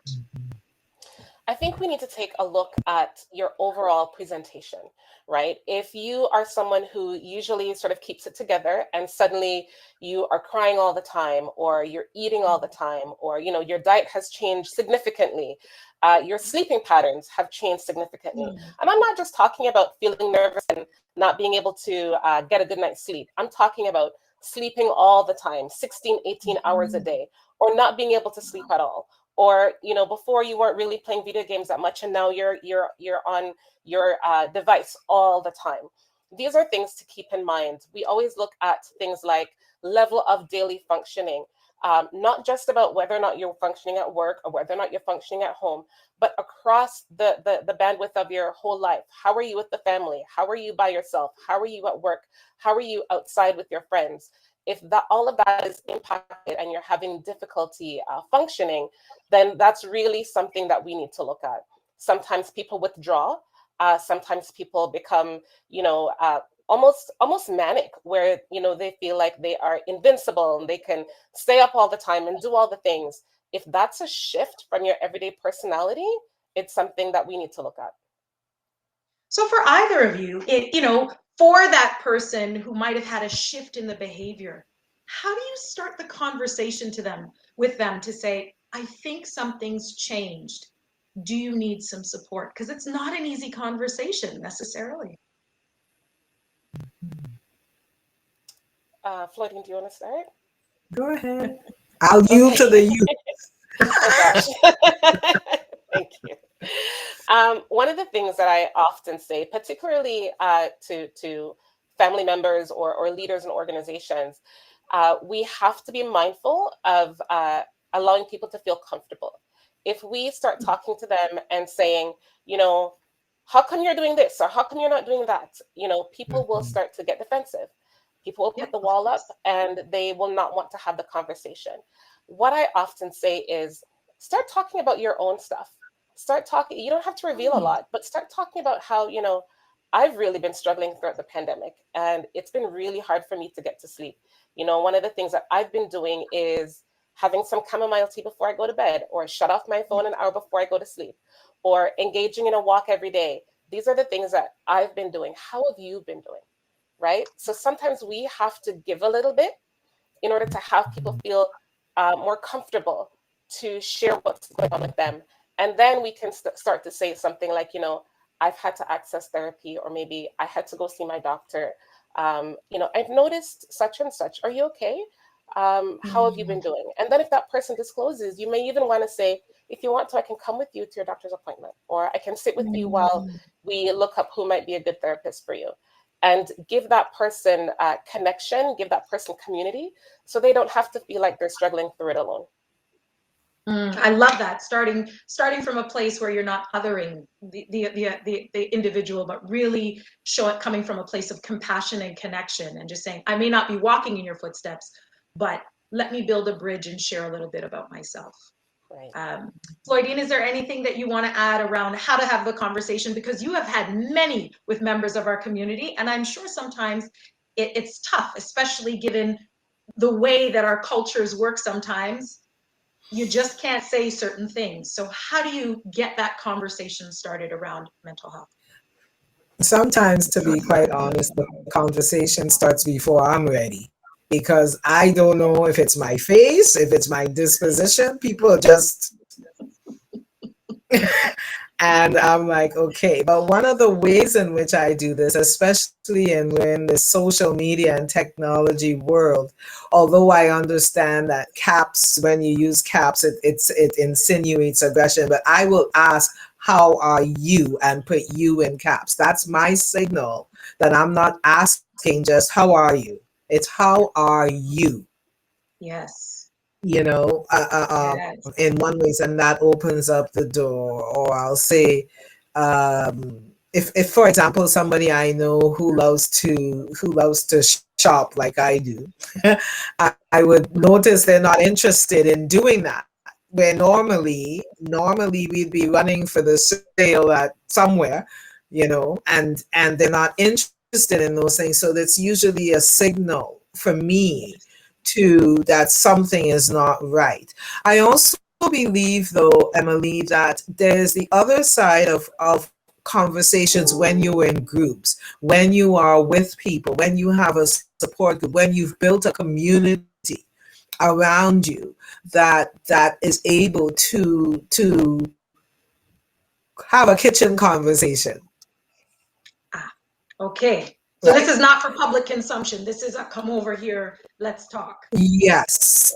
This is not sometimes the path to see a helping professional is a little bit different. So you find the things around food and gathering and those activities that can lead to that place to address the concern. Yeah. Yes. I love that. So it's the approach and being open to having and letting people know that you're open to the conversation, but also it sounds like being really mindful of the environment and the vibe of the approach to really get the right response. What if the person is reluctant to get help, though? What if they identify that there is a challenge, but I don't really want to see a therapist. I don't really want to go and get clinical help. What do you do then, Roxanne? I asked them about the fear. right? What's going on? Talk to me about why that is. And sometimes I hear all kinds of stories. Such and such went and saw a therapist and they called CAS and took away their children. Or, I don't want to be labeled crazy like my uncle so and so. And you get to find out that there is history. And, I'm not surprised, particularly in our community. There's a lot of cultural nuance. And so sometimes we have to get to the bottom of what's really going on. And also, I'm not sure if you're planning on talking about this, but sometimes it's helpful. It really is helpful to find support that's culturally appropriate. Right? I was going to go there. So please talk about that. How do you find culturally appropriate supports and therapists? Yes, sometimes it takes a little search. There are Black lists on the internet. You can just Google. Nowadays, you can Google Black therapist in whatever area you live in, and there are actually websites that you can go to. I know particularly that I think it's blacktherapist.com. You might be able to find, Black therapists in the GTA. And also, if you are going to call a health center, let's say you decide to see a doctor for your anxiety or your depression, if you call a family health team, it's certainly appropriate to say, do you happen to have a Black doctor on staff? In the same way that you might say, do you have a female doctor on staff? Because that's what makes you feel comfortable. I would encourage you to do that. It's really, really helpful to have someone who is familiar with where you're coming from, who is familiar with the cultural history, the cultural nuance in this country, the things that Black people have to go through. For sure. Floydine, are we still here? Are you back? All right. I know we were just having a little glitch with technology. Yes, you're here. Thank you. And I know we have some slides in between the panels that do provide the websites for some of these supports that are culturally appropriate. Healing in Color is another one that I'm familiar with. And of course, people can always, I'm sure, get in touch with you, Roxanne. For you, Floydine, as someone who has done so much work in community with organizations, what's a good way to find maybe a nonprofit or a community-based organization that can help you as opposed to an individual therapist? Probably just doing a search that on Google, or you could call 211 because 211 does have information about culturally relevant and culturally safe services that are available in community that people do not have to pay for and that kind of thing. And word of mouth. Word of mouth is probably one of the best ways in which to gather, do you know this person or that or person? Yeah, so number of ways. But those will That's be how all the good the people few. get scooped up. Yeah. We don't have any questions yet, but we're going to keep the conversation going. I just want to remind everyone, you're welcome to include your questions or comments in the chat. I'm sure that Roxanne and Floydine would be happy to answer them. So feel free to make sure that we have an opportunity to engage with you. Now, you talked a little bit about history, Roxanne, that sometimes people's reluctance to seek support is based on maybe a traumatizing experience in their family or that something they've gone through. Right. How do we even get people to talk about their experience with mental health and document the history of mental health within our families? Because that can even be hidden. Before you even get to the point where you get help, you may not even know who else might have had a mental health experience within your family. So how do we create that openness to talk about mental health history within your family? I think it's important for people to understand what the signs are of mental distress or mental unwellness. Because, I think it happens all over the place. It happens in all kinds of families, but people might not recognize that. They just think that auntie so-and-so is a little bit eccentric, right? Or, this one just really loves to sleep. Or, this one is, whatless. He doesn't go to work. He doesn't do this. He doesn't do that. And oftentimes, there is a mental health component underlying that. So when I talk to people, I ask them about the family history. I don't say, do you know someone who has mental unwellness? I'm like, tell me about your family, right? Let's talk about what's different about anyone in your family. I ask about things like use of narcotics or alcohol, things like incarceration history, Unfortunately, a lot of our people wind up incarcerated when there's actually a mental health component, right? Yes. Underlying some of that behavior. And there's a trauma history as well. We need trauma-informed supports, right? And so I talk to people about the family history. Tell me about what your family is like. And when we start to talk to people about what some of the signs are, or some of the clues into mental health distress, oftentimes the light bulbs go off and people go, oh my goodness, wow, I never even thought of that, right? And then sometimes they might start calling their mom or calling their grandfather and asking questions and getting to the bottom of it. And that's when people can start to get supports, because we cannot tame it if we don't name it, right? We have to. Can you say that again? Because that's so important. We can't tame it if we don't name it. And so if people don't know what we're looking for, then we don't know how to get support for it. So it's really important that we start giving people the clues to look for. What are the things that we're looking for? And then we can start talking about, addressing some of these mental health needs. And also, addressing the cultural component, the cultural nuance. Yes, we know that there is systemic oppression in this country, and it has resulted in, certain stressors, and it has resulted in people not accessing the help that they need. But here we are in 2021, and we are demanding better. Here. I'm with you on that. Floydine, I wanted to just pick up on something that was mentioned there about sometimes our community is incarcerated instead of getting the support, for example, the mental health support that would be best for them. How would you recommend that you kind of advocate for one type of solution as opposed to the other one where they're just locked away? How do you kind of intervene in a situation like that? Any advice? Not really. It's a tough one, because when a person is already incarcerated, because this country, and particularly the city, has laws around who can initiate certain types of activity, even when the family is not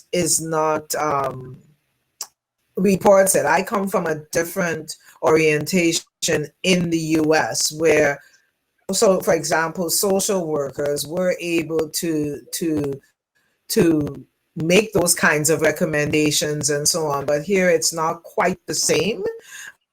So in terms of when it happens, it's just really trying to figure out how, once a person is incarcerated, how they get the best care, because the reality is most of the times that's when the diagnosis comes. Otherwise, the person may not get help. You see, so it's a really tough question in the sense of trying to understand how to navigate around that, because there's one school of thought that will say, call the police, let them get involved, get the person in so they can get help. There's that school of thought. And then there's the complete opposite to that, you see? So it's a really, really tough balance. I would say, though, the advocacy, once it happens, and ensuring that the right care is given is what is so we can get to the end result that we're seeking, which is to improve the situation of the individual. That's where I think we have a lot more. So to answer your question, I guess we need more people to be able to support people when they're in. You see, we need more. We need more social workers, psychotherapists, psychologists in the space. And when I say more, I'm talking again about melanin blessed more, who understand the historical and the cultural safety around that. Yes. Yes. Okay. I have more questions for you, but Miss Nicole has a question, and we want this to be interactive, so I'm going to ask the question. Do you find that we have suicide happening a lot in our community? Is that a pandemic that we haven't spoken about enough?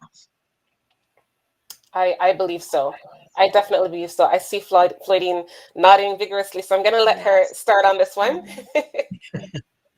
Yes, in different aspects, and again in the diversity in our community. So when we dissect the areas, for example, whether it is within the LGBTQI plus community, whether it's in the faith community, which is a whole nother conversation on mental distress Yeah. in faith communities and in the institutions where people are seeking help, and how many people are suffering silent while sitting in the pew.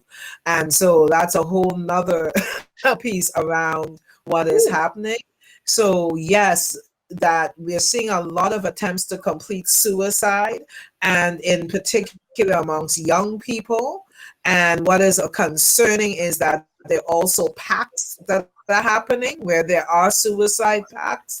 There's a lot that we're not speaking about, but yes, and we really need to figure out. Um, we really need to figure out how we're going to address what is causing people at this stage to see that as the only option. A lot of bullying, we're seeing it in our children who are being bullied and all of that, and Black boys, which means now that disrupts Yeah. the men in our community when we lose lives. And so it's just a whole nother conversation, really. We don't even have enough time to go through everything, but you've touched on some critical pieces. We've got about 5 more minutes. I want to get through a few more things. I know we can't go into everything, but I've got to touch on faith and give Roxanne just a chance to speak on that. How do you bring the conversation of mental health into faith spaces? Because sometimes people, of course, will, especially in our communities, will say it's not a mental health issue, it's just, a certain energy, or it becomes not a brain issue, not a brain health issue, not a mental health issue, but a spiritual issue. And then the interventions don't come. So how do you get in there, particularly in the faith context, to really talk about this issue? I think we have to start with the leaders. I was actually just speaking to a group of pastors around trauma-informed, a trauma-informed approach to their congregation. We talk often about, like you said, Emily, it's not a mental health issue. It's a spiritual issue, and I say, why can't it be both? Why, in the same way that Sister so-and-so is going to have surgery and we pray for her before she goes into the operating room, why can't we say such and such, we may want to keep it private, but in speaking with the family, we know that this person was diagnosed with borderline disorder. And so we are going to pray for them as they go into the doctor's office, as they go to therapy and get supports. We cannot separate the two. In the same way, I often say, in the same way, if your child comes home and says, Mommy, I cannot see the blackboard, you don't just, pray and expect him to be fine at school the next day. You take them to get their eyes tested and you get the prescription, you get them glasses. We cannot afford to have that separation anymore. We cannot afford to be so myopic in our view that we allow people to go into distress. And then before you know it, we have another suicide on our hands. And we say to ourselves, how did this happen? It happens right in front of us, and it's happening on our watch. And we have to take responsibility for the people in our community, for the people in faith spaces. We have got to give them the permission to speak to what's happening. We have got to create a space of safety, of emotional safety, where they feel like they can talk about it without feeling like they're weak, or feeling like they don't have enough faith, or that they're committing a sin because they're going to the doctor, they're going to therapy, they're filling a prescription to take care of their mental health. I hope people are really feeling this. I feel like this is a really big issue within our community, but I'm so happy to hear that there is openness from various leaders, groups, professionals to address this. That's really encouraging. I have a quick question here from Rita Burke. Good morning to you. Can you please speak to that concern, because the professional helper looks like us? It means that their approach is culturally grounded. So I guess just because somebody has melanin doesn't mean they get how to handle our business. Can Floydine, it's over to you. Go ahead. No, that's not the case. People may be of your color, but certainly not of your kind. And that is part of what were saying, I in practice operate from a particular lens, from an African-centered lens in psychology that takes into all of that. I embed in my work the principles around the Nguzo Nami. So understanding historically, the research now is showing, if you pay attention to what the Black psychologists are doing at African-centered psychology, it's talking about how we embed who we are, whether we consider ourselves African peoples or not.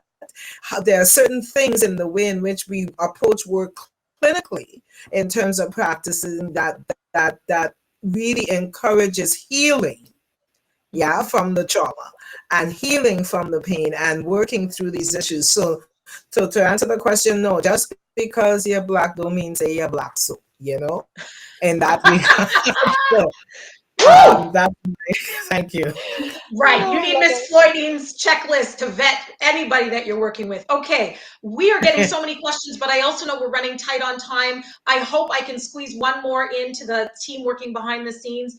This question is from Donna Jones Simmons. Hello. Good morning, Donna. Any suggestions for postpartum depression for young mothers who are experiencing it, especially during COVID? Roxanne. Yeah, I would say community. Community is key. When people are dealing with something like postpartum depression, they need people around them. And it's difficult because of COVID-19, but hopefully during this time of restrictions being lifted, if we can have someone come around this young mother in a safe way, someone who is, you're taking all the safety precautions, but let's have someone take the baby so she can get some sleep, so she can have a shower, so you can have some real conversation about the changes in your body, about how you are viewing motherhood, about how you may feel as though you're not doing it well, or that you're somehow failing. A lot of these thoughts come into play, and so it's really important that we have someone come alongside this young mother and let her know that she's not alone. Someone to help her as she goes to medical appointments, even counseling appointments, maybe some cooked food in the fridge that she can just put in the microwave. And just give her the supports that she needs. I love it. I'm sure we are coming close to time.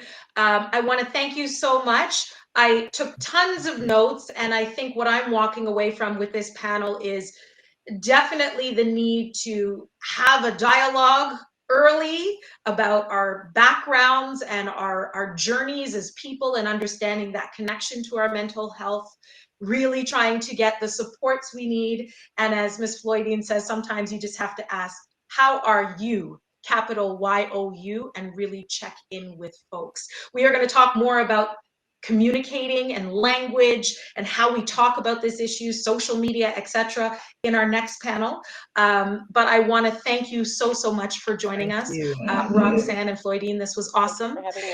We are going to take a brief break. This is your opportunity to stretch. Put on your Bill Withers. Well, we also have music, amazing calabash music that is going to keep you company and keep your spirits up. There will also be some information on your screens, resources and information about 100 ABC Women and the incredible work they're doing. Take your 5-minute break. We will see you very, very soon. Thank you very much.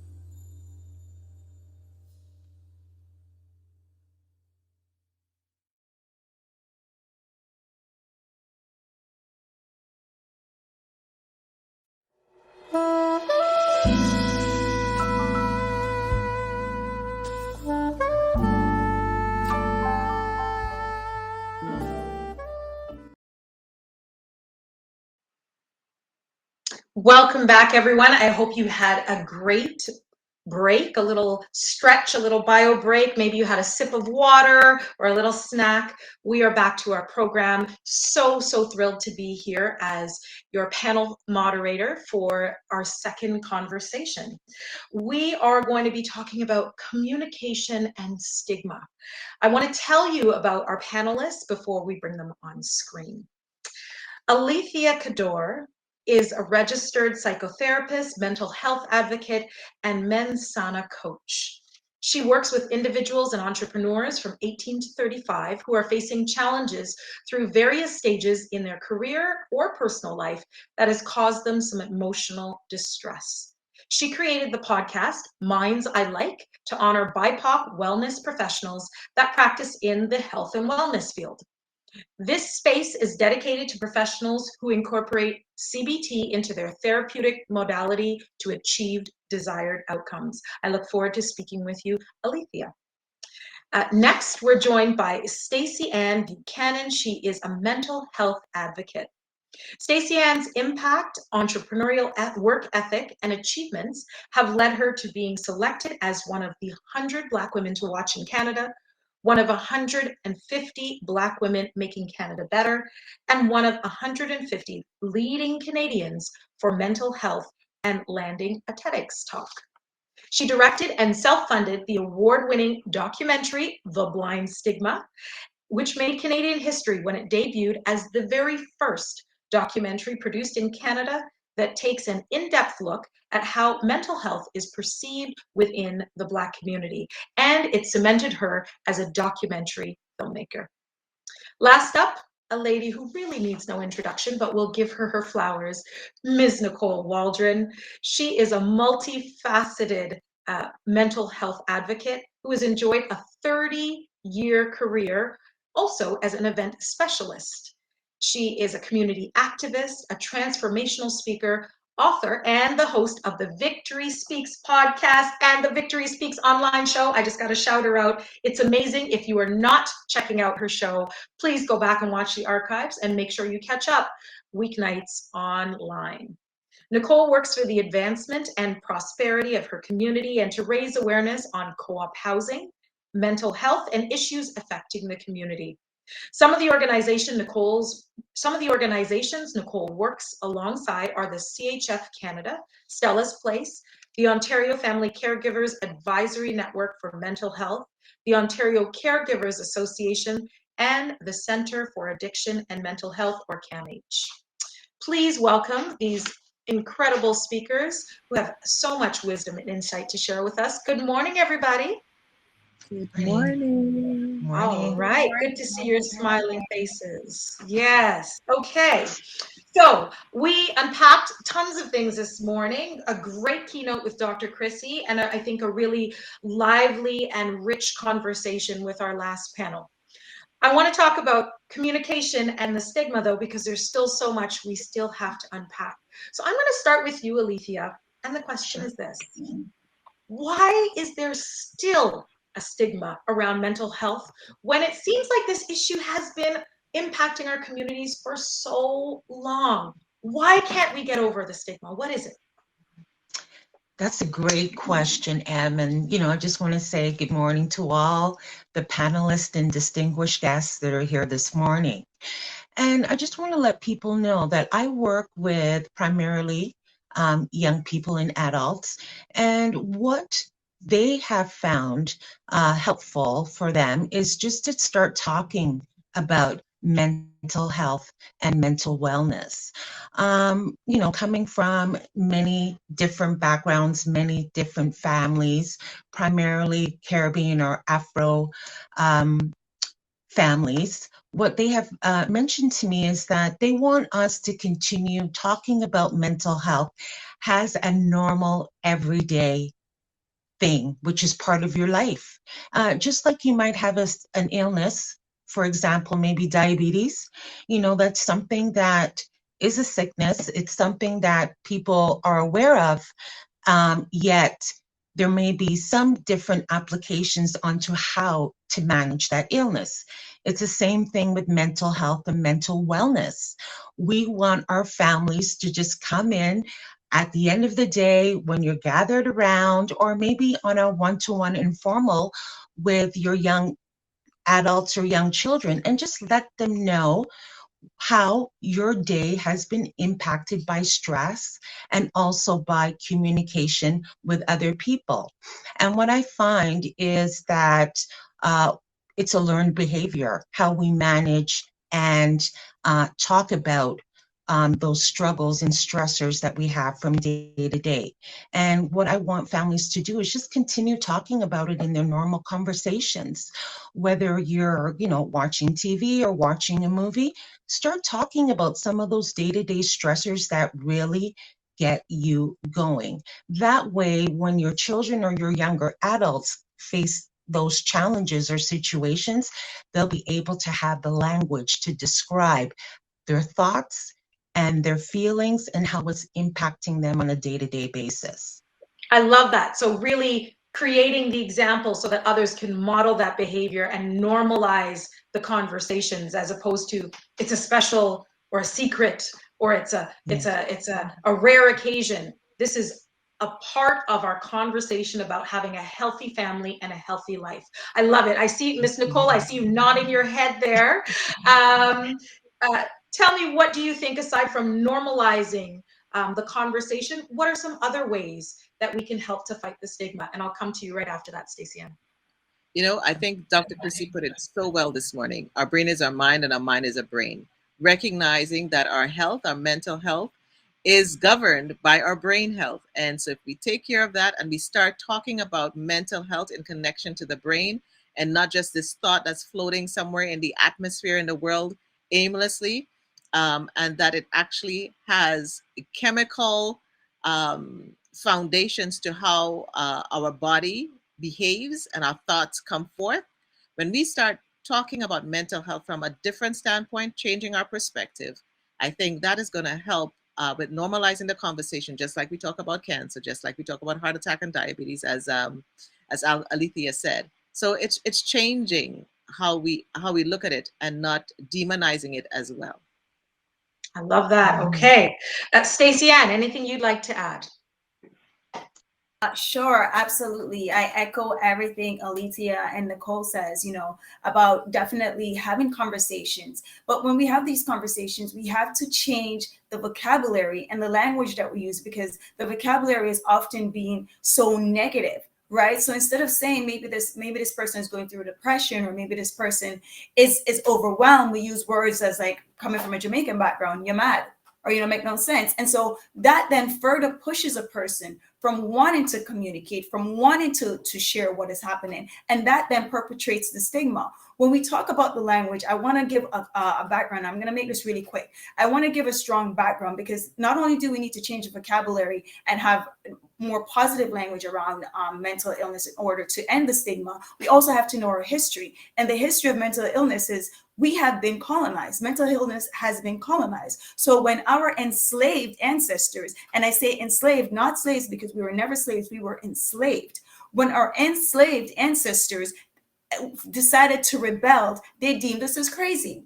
And as a mental health advocate, I don't like using that word crazy, but they deemed us as crazy, and they gave us a symptom or a mental illness called drapetomania. And those that rebelled, that were crazy because you cannot want this life, then they were tortured, they were physically tortured, and they were put in housing. So for instance, let's give a quick history. Bellevue Hospital in Jamaica.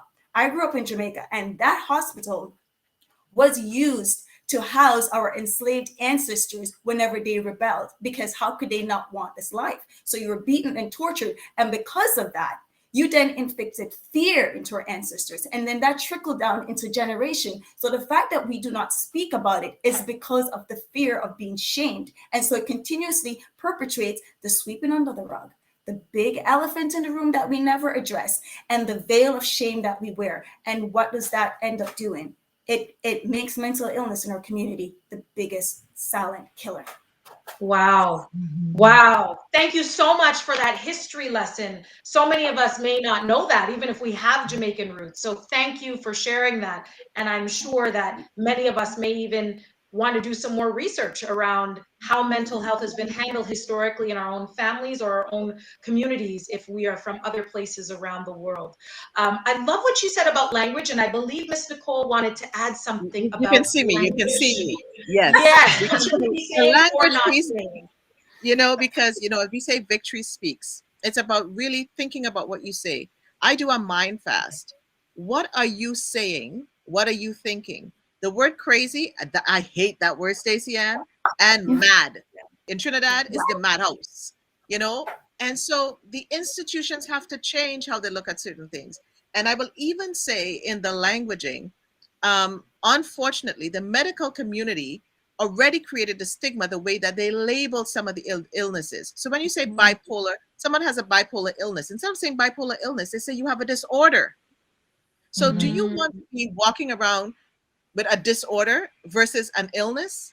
And so even though they may not want to change, we have to start encouraging them that they have to start changing and hold people accountable and say, you cannot make that joke and say she's crazy. Someone may be acting unwell, they're acting differently, but really think about what you're thinking about, especially for young people. They don't want that label, so they're not going to get the help because, I know it often from personal experience. Oh, I am not crazy. It is a key word that we have to eliminate the way that we change, not eliminate, change the way that it is used. I wish it never existed in the first place. Language indeed can certainly be triggering. Thank you for some of those examples. Alethea, what kind of language would you like to see used more? Are there words or phrases or ways to talk about the issues that you want to see more? Well, that's a great question. I think Stacey Ann and Nicole had already mentioned it. My parents are from Grenada, and one thing we really pay attention to is how we describe our physical ailments. Like, what is it when we talk about mental wellness? Yes, that's the ability to manage and control those daily stresses in our life. But are we talking about mental health and understanding what that means? And I think people have mentioned it, your family history, past traumas, the way you emigrated to this country. It has a lot to do with how you manage and regulate your emotions. I'll just give you a quick example. I was just talking to my dad the other day, and he just mentioned to me that, you know what, he notices when he has a thought coming up and when it's negative or positive, and then he's able to find a way to shift that thinking and then go on with his daily practice. And I find that that was very exciting for me to hear that, Yes, because for our Caribbean people that are much older, they may have pushed those feelings aside or stuffed their feelings and not really show those emotions. So when he was able to share with me how the thoughts impact him, that helped me a lot in how I can relate to him and some of the words that he was using to describe how he was feeling. So I that's right. think that's the best thing. Let's talk about the language. What are the words that we're using to describe our illnesses? What are the things that we even talk about when we're feeling joy and feeling those positive feelings? The Yes. fact that he was able to say it and address it and come out with it, that's the thing that we need to encourage for our families. Let's develop that type of relationship so that we can open up to one another and start supporting one another in the way that we describe how we're feeling, what we're thinking, and our actions behind it. And I not love too judging. that you And brought not up, yes, judging. And not not judging. judgment. Yes. Absolutely not. And I Not love what judgment. you said about Yes. being able to have a conversation, not just about the mental health challenges we're having, but also the things that make you feel mentally well and joyful. That really we need to be Absolutely. able to talk more about that as Black people, not just about the Yeah. hardships and the struggles and the things that bring us down, but also articulating joy and how positive that can be to our mental health and our overall well-being. I want to come to Mhm. you, Stacey Ann, because you have a personal experience through your own mental health journey. Can you share a little bit about your personal struggles with mental health and how it impacted you emotionally, physically, financially? Absolutely. So my journey, my mental health journey started off with in the past I struggled with depression, suicidal ideation, and anxiety. Anxiety is something that I still struggle with till this day, every day. But I've gotten to know my body so well that I can tell when it's my intuition that's guiding me versus my traumas that are triggering me, right? And so there's a belt where I then had to learn anxiety, got to really learn anxiety and learn the different forms of anxiety. So there's a form of anxiety called high functioning anxiety. And this isn't clinically, it's not a clinically stated anxiety, but it's there. And there's so much research to back it up. And this is the form of anxiety that I struggled with up until early last year when the pandemic hit. And I've known this, but this anxiety, it's like this. It does not allow me to rest. I have that 24/7 hustle mentality. I have goals that I need to accomplish. I have to do this and I have to do this. I have a fear of missing out. So I'm always saying yes. I always feel like there's missed opportunities. And I have to tell myself that there is no missed opportunities because whatever is divinely made for me will never miss me. Right? There's a fact that I Yes. keep going and feeling like I have to support and I have to support when that is people pleasing. That is anxiety. And so many people, Emily, so many people when the pandemic hit, so many people are like, I never knew I had anxiety. You actually had anxiety. But see, you were able to go out and do everything. So your hustling mentality fueled that, right? So for me, emotionally, anxiety brought about a lot of imposter syndrome. So it doesn't matter how much I've accomplished in my life. I always felt like it was by fluke. I didn't deserve it. And that it was just so, it was really just so undeserving. And there's more that I need to accomplish. And then my communication level, the way I speak, the thoughts are always running through my head and they're always racing. So whenever I get to a point where I'm frustrated and I'm trying to tell a loved one and try to explain, the thoughts are running and they're racing and they can't comprehend what I'm trying to say properly. And so I tend to lash out. And my brother actually taught me that. And I had to realize and take it back and find effective way for me to communicate. So the most effective way for me to communicate lovingly is through writing. So I have to learn to really, when my anxiety is at a high, is to really learn to be at a spot where I can regulate it. I don't like to use the word calm down because that's the worst thing you want to do with anxiety is to calm down or relax, right? And so that's really emotionally. When it comes to the financial side of it, here's the flip side. Because I struggle with high functioning anxiety, my bank account was always going like this because I'm always working. I'm always doing this. I'm always doing that. So it never affected me financially, but mentally, emotionally, all of that was deteriorated. And the one thing about it that I really struggled with was the fact that my thoughts were always seemed to battle around negativity. Oh, did I not say this properly? Does this person not like me now? So a lot of my posts that I share, especially on social media, and I talk about what people think about you and stuff like that, it's really directed to myself. Always. Wow. But that is my history. And I didn't go much on my depression or my suicidal ideation, but I really wanted to strongly talk about anxiety. But even with my depression, when I was at the highest, when I was extremely suicidal, that's when I had the biggest smile on my face because I didn't know how to fix what was inside. And so I masked my pain with lots of makeup, lots of fancy clothes, lots of expensive clothes, and I mask it. And I had this social life of glamour. And because I did not know how to address my pain, because again, it boils down to language.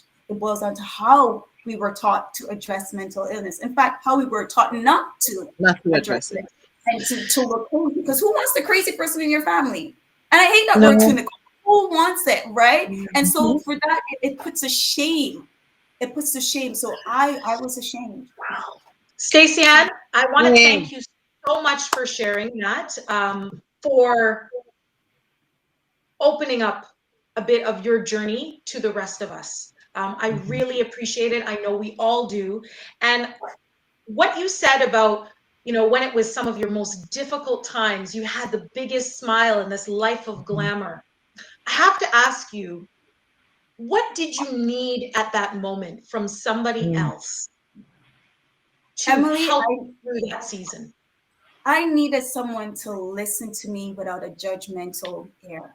Just listen. Don't give me any advice, please. Just listen. Don't tell me, oh, but you look good. Oh, but you have this and that. You have a car. You have a roof over your head. No, my struggles, these are internal struggles, and it's called an illness for a reason.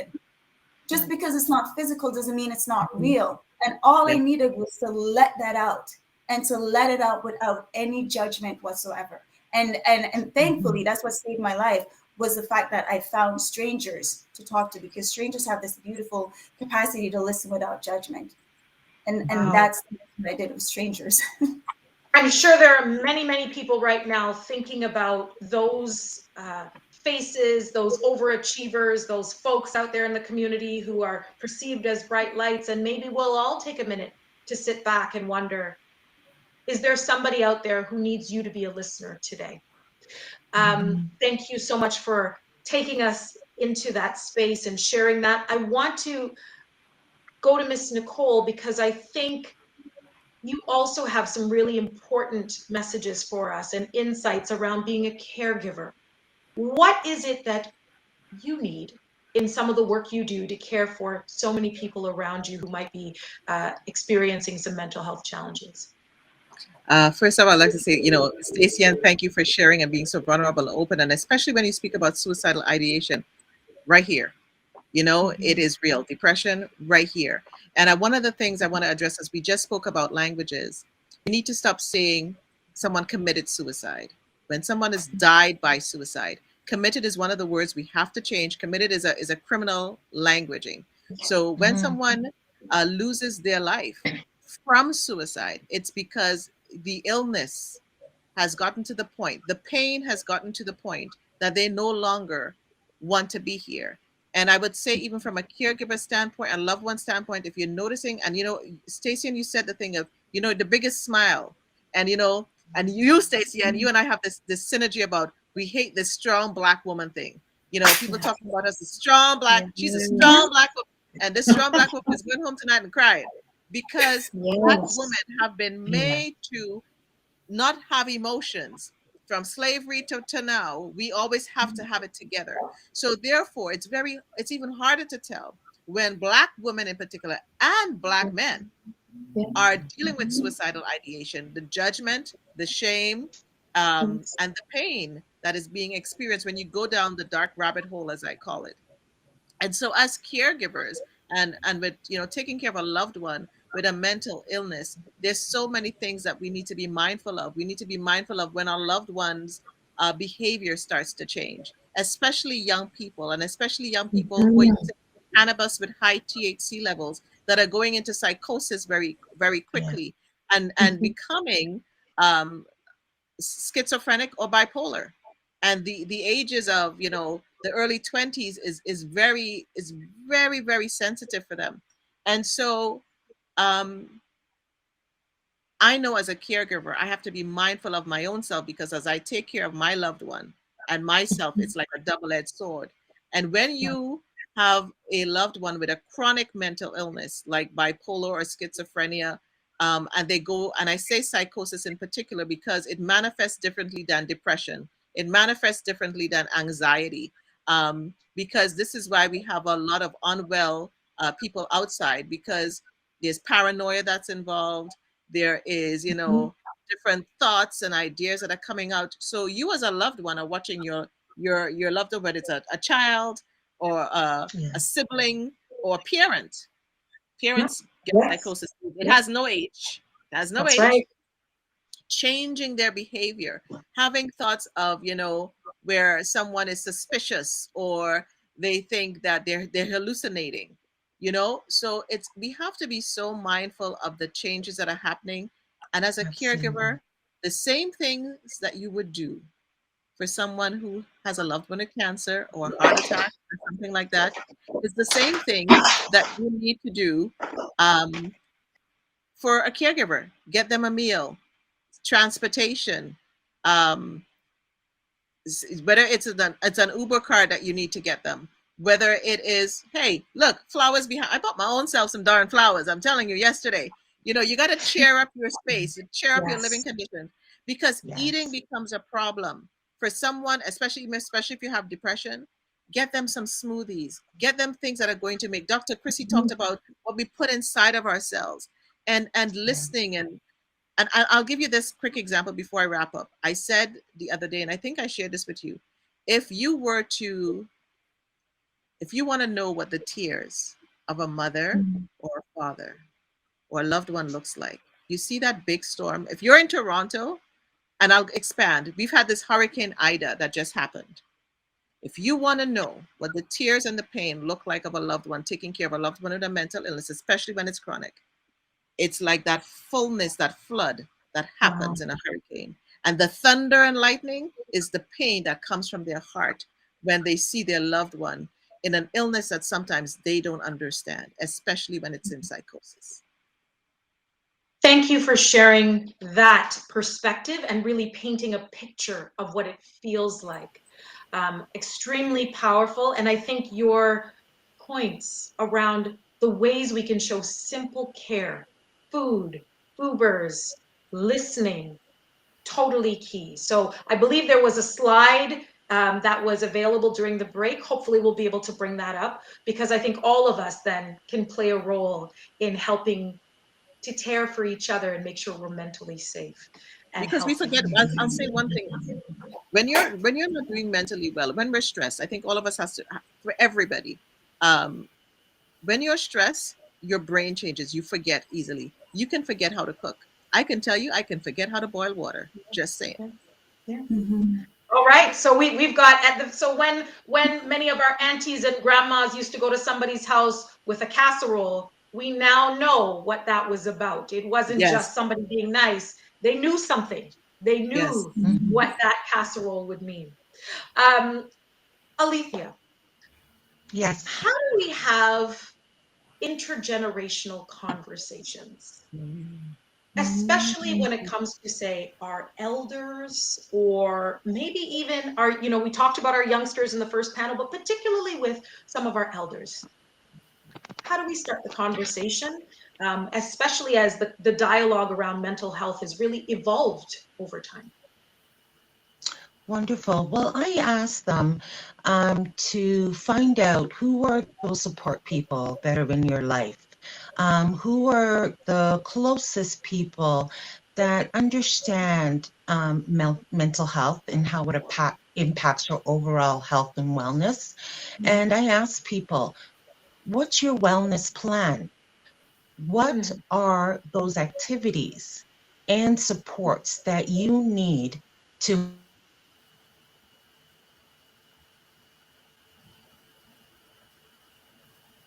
I think Alethea has frozen, Emily. I believe so. I was thinking it was me. I can see you. I can hear you, Miss Nicole, and I can see you. I can see you, Stacey Ann. Maybe she'll join us back in a second. Do want to talk about the wellness plan, but I think in the meantime, maybe it's a great conversation or a question you can pick up, Miss Nicole. How do you have a conversation between generations about mental health? I think it starts young. I think it's if we have to start with a young children. Like I know Stacey Ann has a young child, and I have young nieces and nephews, and it's really talking about their feelings and letting them know it's okay to have feelings, whether it's they're crying, and also not dismissing when they are being honest with us about how they feel as temper tantrums and things like that. And then also the conversation then will transcend to our young people. How can we talk to them? And if they won't talk to you, find someone that they can speak to, and then even sharing with the older generation, mom, dad, auntie, think I'm not crazy, I'm not mad. When you say that, it makes someone feel, or I feel. So sometimes it says, sometimes you have to say, this is how you make me feel, or this is how I feel when you say this. And I want to share with you how I feel, but the way that you respond, it brings shame to me, or I feel judged. And I think in having those conversations, I mean, I know Bell Let's Talk is doing their piece, but we have to amplify more what Bell Let's Talk is saying. And like Stacey Ann has her podcast, The Blind Stigma, where they really speak so well with Dr. Natasha about these various issues and conversations. So it's really having more conversations about mental health and wellness, so that it's just like we talk about anything else, and don't say like, she have the C. No, the C is cancer. The M is Yes, mental. yes, The H yes, is for heart attack. The yes, S is for sickle cell. The L is for yes, lupus. You know? yes, yes, yes. Avoidance is definitely something that needs to be addressed. Speaking of conversations, online conversations are a big thing. Hmm. Stacey Ann, can you talk a little bit about mental health and social media? What is the impact of having these 24/7 platforms on the mental health of Black women in particular, and yourself? That is a great question, Emily. As someone who is very open on social media about my mental health and about ways that I've used to help myself, I'm also very mindful of which chapters I read out loud. And it's not about saying, I don't want my business out there. No, no, no, no, no. I've learned to look at it like this. There's some people, let me rephrase that. If you have a wound that you've been ignoring for years, you know it's there, but you've purposely been ignoring it because you just don't want to address it. Or you just discovered that you had a wound that you never knew was there. Or it was just something that it's just there. And then you decided to open it up, and you're going to get everybody to come and try to help you with this wound. Then it's going to create more chaos in your mind, right? So when it comes to social media, I've always said, when I share anything about my mental health journey, I usually share it when I'm on a path of healing, because I know once I've opened up a can of worms per se, and I leave this in the hands of my audience, I can get different advice that can then further me or further open up the wound. But then there's some people that have no outlet, right? So I have to look at some people that have no outlet. And I say, if this is I'm talking about this if this is the very first time. I'm not talking about if you've shared it before you decided to share. If this is your very first time, I really always encourage either you find a stranger that you can talk to, somebody that you really love and honor and trust them, your journal, writing it down, because sometimes a lot of our wounds that we have are wounds that we have not addressed because we purposely turned a blind eye to it. So once you own it, right, Emily, we spoke about it, owning your story. It doesn't.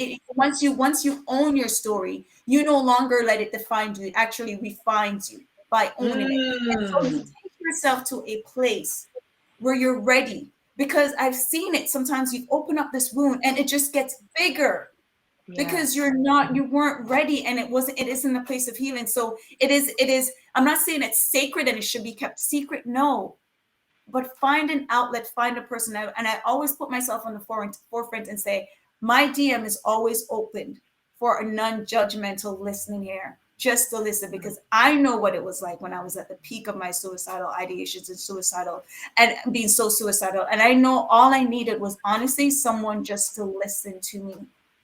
But I want to encourage our audience, just opening up your wound. And I hope I'm not sounding like I'm being hypocritical in what I'm saying, but I'm just really, I care about your well-being.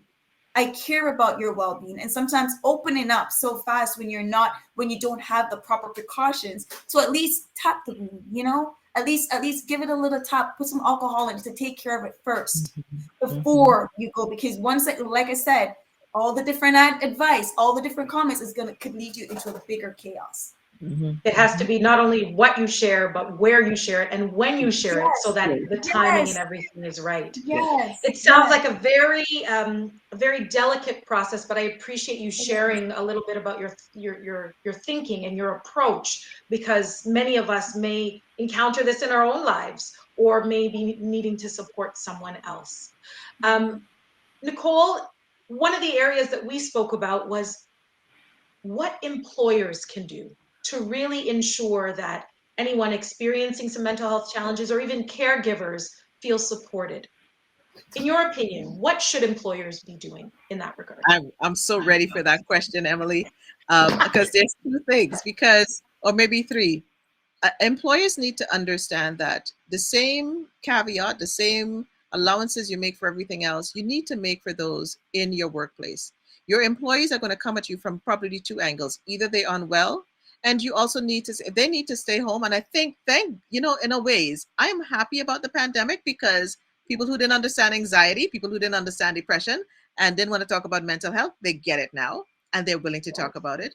However, in our insurance plans, there is not a lot of allowance that is put in for employees to get help. Whether they can get CBT counseling, whether they need to put in some more robust. I mean, like I know someone, their employees' insurance was $300. That's two visits to a therapist. What is that going to do? Nothing, very little. And then when you have individuals who are caring for a loved one with a mental illness, and especially if they're in crisis like psychosis or they have suicidal ideation, now that they can work from home, depending on the job that they have, or you can find a way to accommodate them. So I beg, please do, and listen and understand that when your employees' behaviors are changing, find ways to have safe spaces that people are no longer scared to come and tell you, I need a minute. And happy people make for better employees. And the last thing I would like to say on this piece is, people may not, and I know this was not really part of the question, one of the challenges and barriers to care is the Mental Health Act. And that's something that we definitely need to talk about, because you may see a lot of unwell people being released from hospital. And it's not because that they are well, it's because that the way the act is written. And those are things that people need to start educating themselves about. Not everybody that's homeless on the street is because they don't want to work. It's sometimes because they were unwell when they left hospital and weren't able to get the care that they need.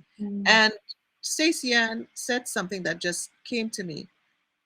We need to also remember that when someone is recovering, depending on whatever it is, they're doing their best, and everybody's best looks different every day. Be kind to one another.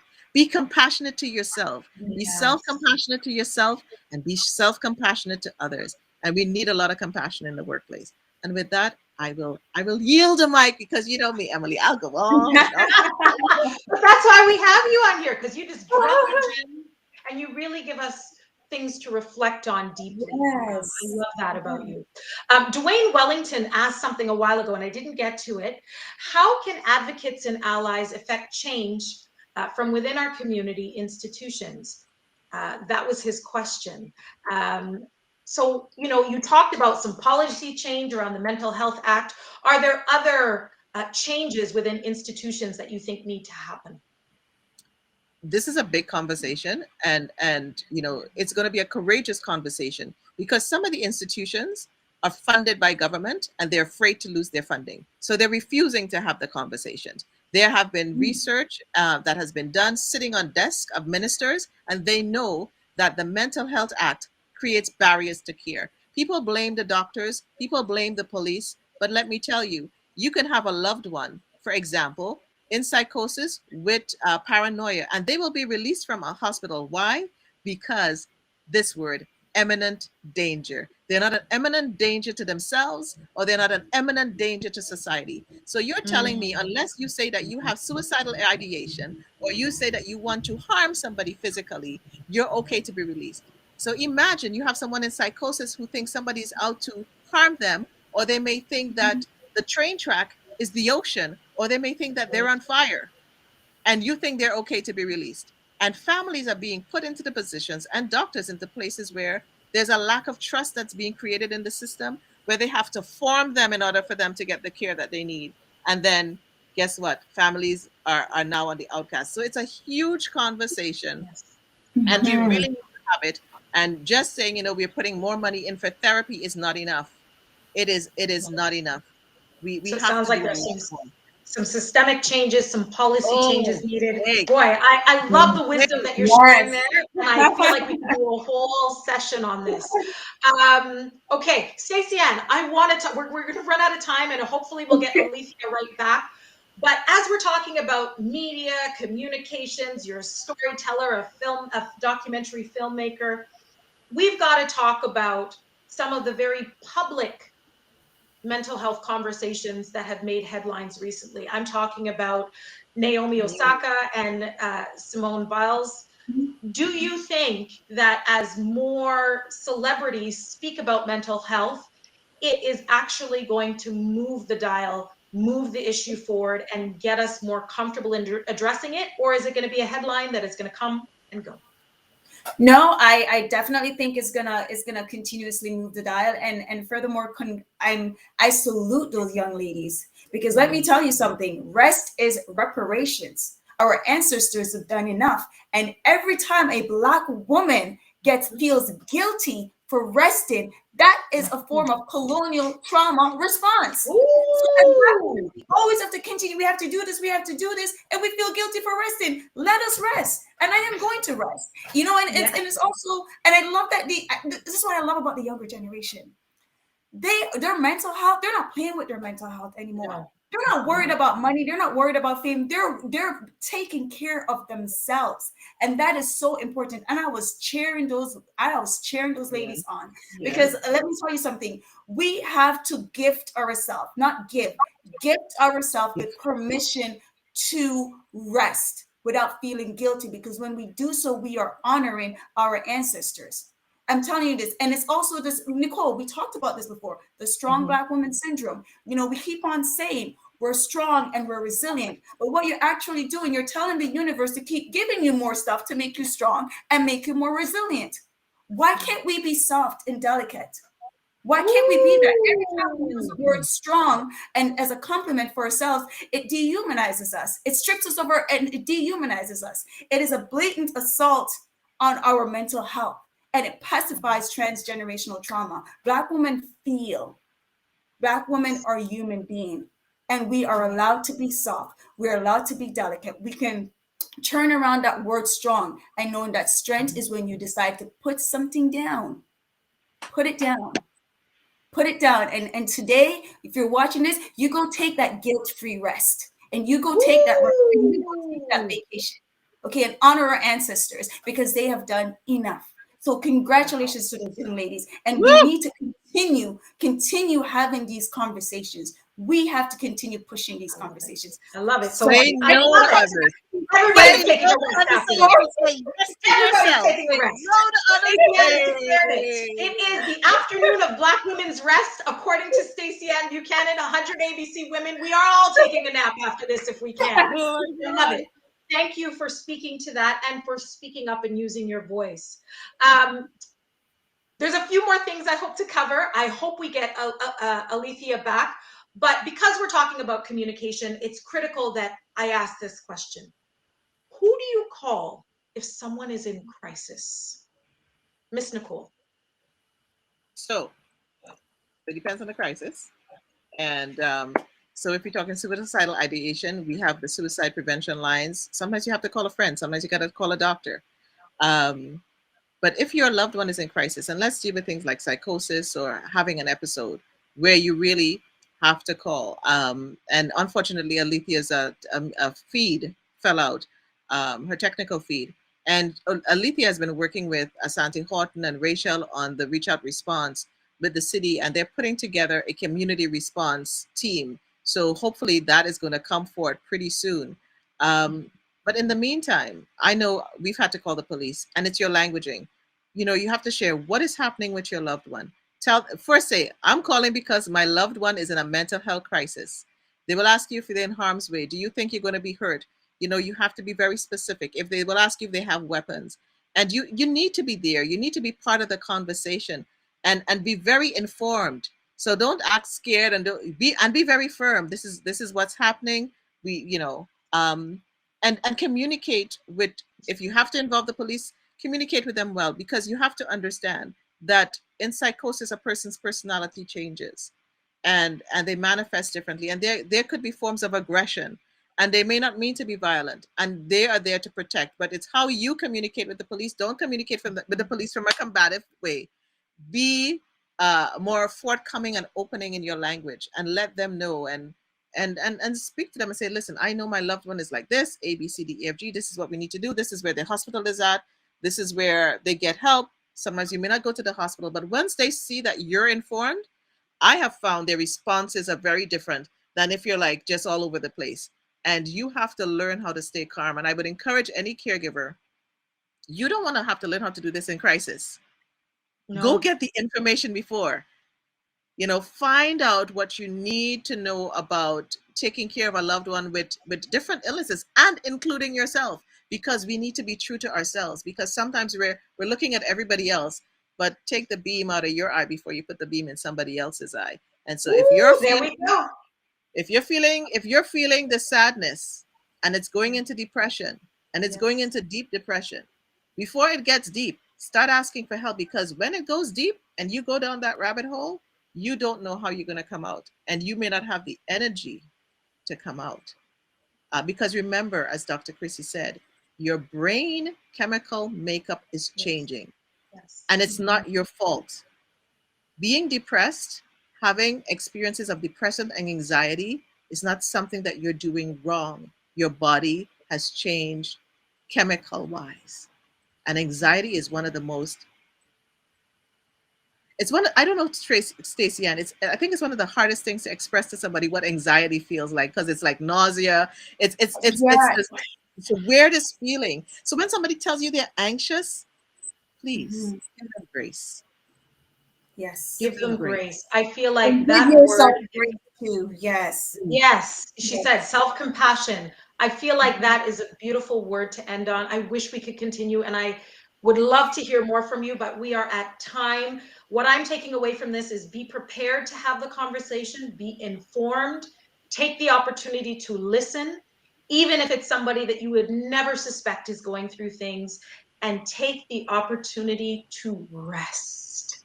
Yes. On that note, I want to thank you so much, Nicole, Stacey Ann, for joining us.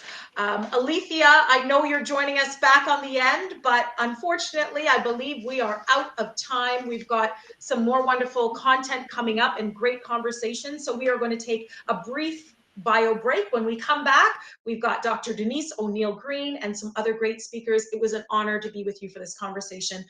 Emily Mills, stay tuned for more with 100 ABC Women for this incredible conversation on mental health and us.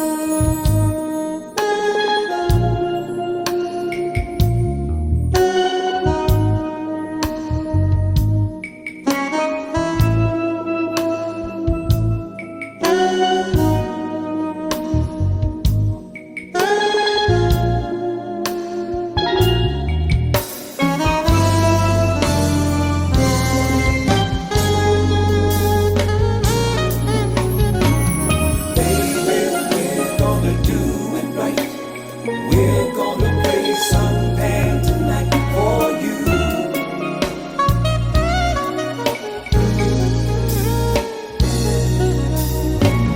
Baby, we're gonna do it right.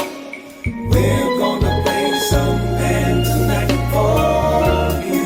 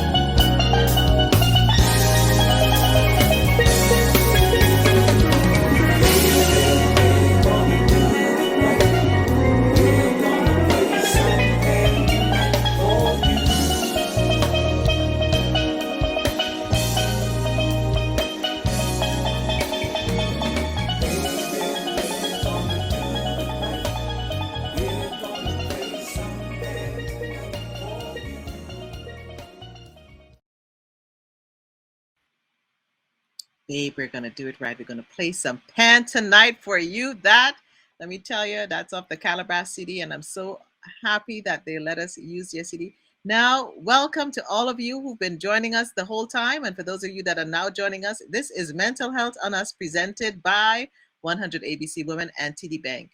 Now, we're talking about self-care and feeling well and what are we doing for our mental wellness. Today, I brought in my hibiscus, and she was a little closed when I brought her in. And now look at her. Can you see? Can you see? She opened up during the show. So you see, sometimes you just got to do a little things, take a little chance. And I'm so happy that I have some flowers around me. And I thank everyone for joining us live here today. And we are almost on the home stretch. But listen, we have another panel. And after this panel, don't leave, because Dr. Jarvis is going to close us out for the evening. Now we're going into a session called Support for Caregivers and Self-Care. Our moderator is Dr. Denise O'Neill Green. Dr. Denise O'Neill Green is First Vice President, Equity and Community Inclusion, Ryerson University, and has deep-rooted passion for advancement of diverse classrooms and inclusive campus climates, and has championed organizational change on university campuses, both in the United States of America and in Canada, for over 25 years. She migrated to Canada from the United States in 2012. Dr. Green is an inclusive strategic leader under whose direction Ryerson has been recognized as one of Canada's best diversity employers for each of the past 5 years. She is also one of the co-authors of 100 Accomplished Black Canadian Women. And ladies and gentlemen, please give a warm virtual welcome in the chat as you tell us where you're from. Remember to put your questions in the chats and your comments. Please give a warm welcome to Dr. Denise O'Neill Green. Denise, Thank hey, you how so are you? much. Good to see you Well, too. I'm looking forward to your panel, and I know it's going to be a great conversation because you're leading it. Oh, yeah, I am so excited. And I have to say, I love your flowers.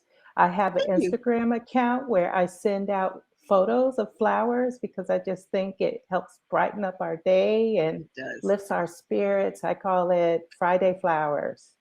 Ooh, I'm going to have to check it out because I'm telling you, if nobody's gonna buy me flowers, I'm gonna buy flowers myself. And on that note, Uh, I'm gonna step out of here and let you take over. Thanks so much, Nicole. And thank You're you welcome. all for joining us for this homestretch panel where we're focusing on support for caregivers and self-care. So we have three very wonderful panelists for you today. Let me share with you some of their amazing background. We first have Donna Alexander. She's a social worker with a specialization in addiction and mental health. She currently serves on the Equity and Inclusion Council at the Department of Psychiatry and is also an adjunct lecturer at the Fort Worth in Wichita Faculty of Social Work at the University of Toronto. Donna currently serves as Vice President of Black Mental Health Canada and serves as an advisor on the Pathways to Care project for Black youth. She facilitates training for staff at community-based agencies on factors relating to concurrent disorders and cultural safety in clinical practice. Donna holds a Master's of Social Work from the University of Toronto and is currently working at the Center for Addiction and Mental Health. Along with, let's see, our next panelist, along with Donna, is Dr. Onye Norma, who is a family doctor and a public health and preventive medicine specialist. She is an associate program director of the Public Health and Preventive Medicine Residency Program at the University of Toronto and is the Black Health Theme Lead for the Faculty of Medicine at the University of Toronto. As a Black Health Theme Leader, she is tasked with developing educational content for teaching medical students about Black Canadian health and inequities due to systemic racism. She is also a clinical consultant for Nicotine Dependence Clinic at the Center for Addiction and Mental Health. She's the president of the Black Physicians Association of Ontario. As you can tell, she's extremely busy. Most currently, she has taken the role as the Equity, Diversity, and Inclusion Lead within the Department of Family and Community Medicine at the University of Toronto. And she is host for a podcast called Race, Health, and Happiness, where she is lovingly called Dr. O.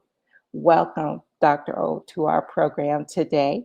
And then lastly, but certainly not least, we have Winsome Dewar. Winsome Dewar is a registered holistic nutritionist, nutrition counselor, public speaker, and seminar leader. She's a member of the International Organization of Nutritional Consultants. She founded her company, Healthy Options, in 2006. Winsome specializes in nutrition protocols and meal plans for weight loss, sports, and medical conditions for individuals, along with corporate wellness programs, nutrition and stress management seminars, and weight loss group coaching for employees. And she has a number of career highlights that we don't have time to go through all of them, but I'll name a couple here. She has hosted Cooking with Winsome on Rogers TV about preparing healthy meals in minutes. I could certainly use that. And she's also authored the Healthy Options Weight Loss Plan booklet featured in Chatelaine magazine and the Toronto Star. Welcome to all of our panelists. Hello. So it's hello, everyone. Hello. Good to have you online here. So I will open up with a question for all of you, and I'm really excited to hear what each of you have to share regarding our topic today around mental health and us. So let's begin with yourselves. How do you maintain your own well-being and personal life balance?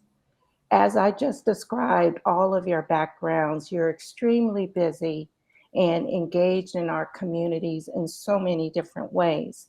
How do you manage that demanding balance of career, dealing with patients in crises, engaging in your professional responsibilities, and pursuing a full plate of various advocacy roles? Who would like to start us off?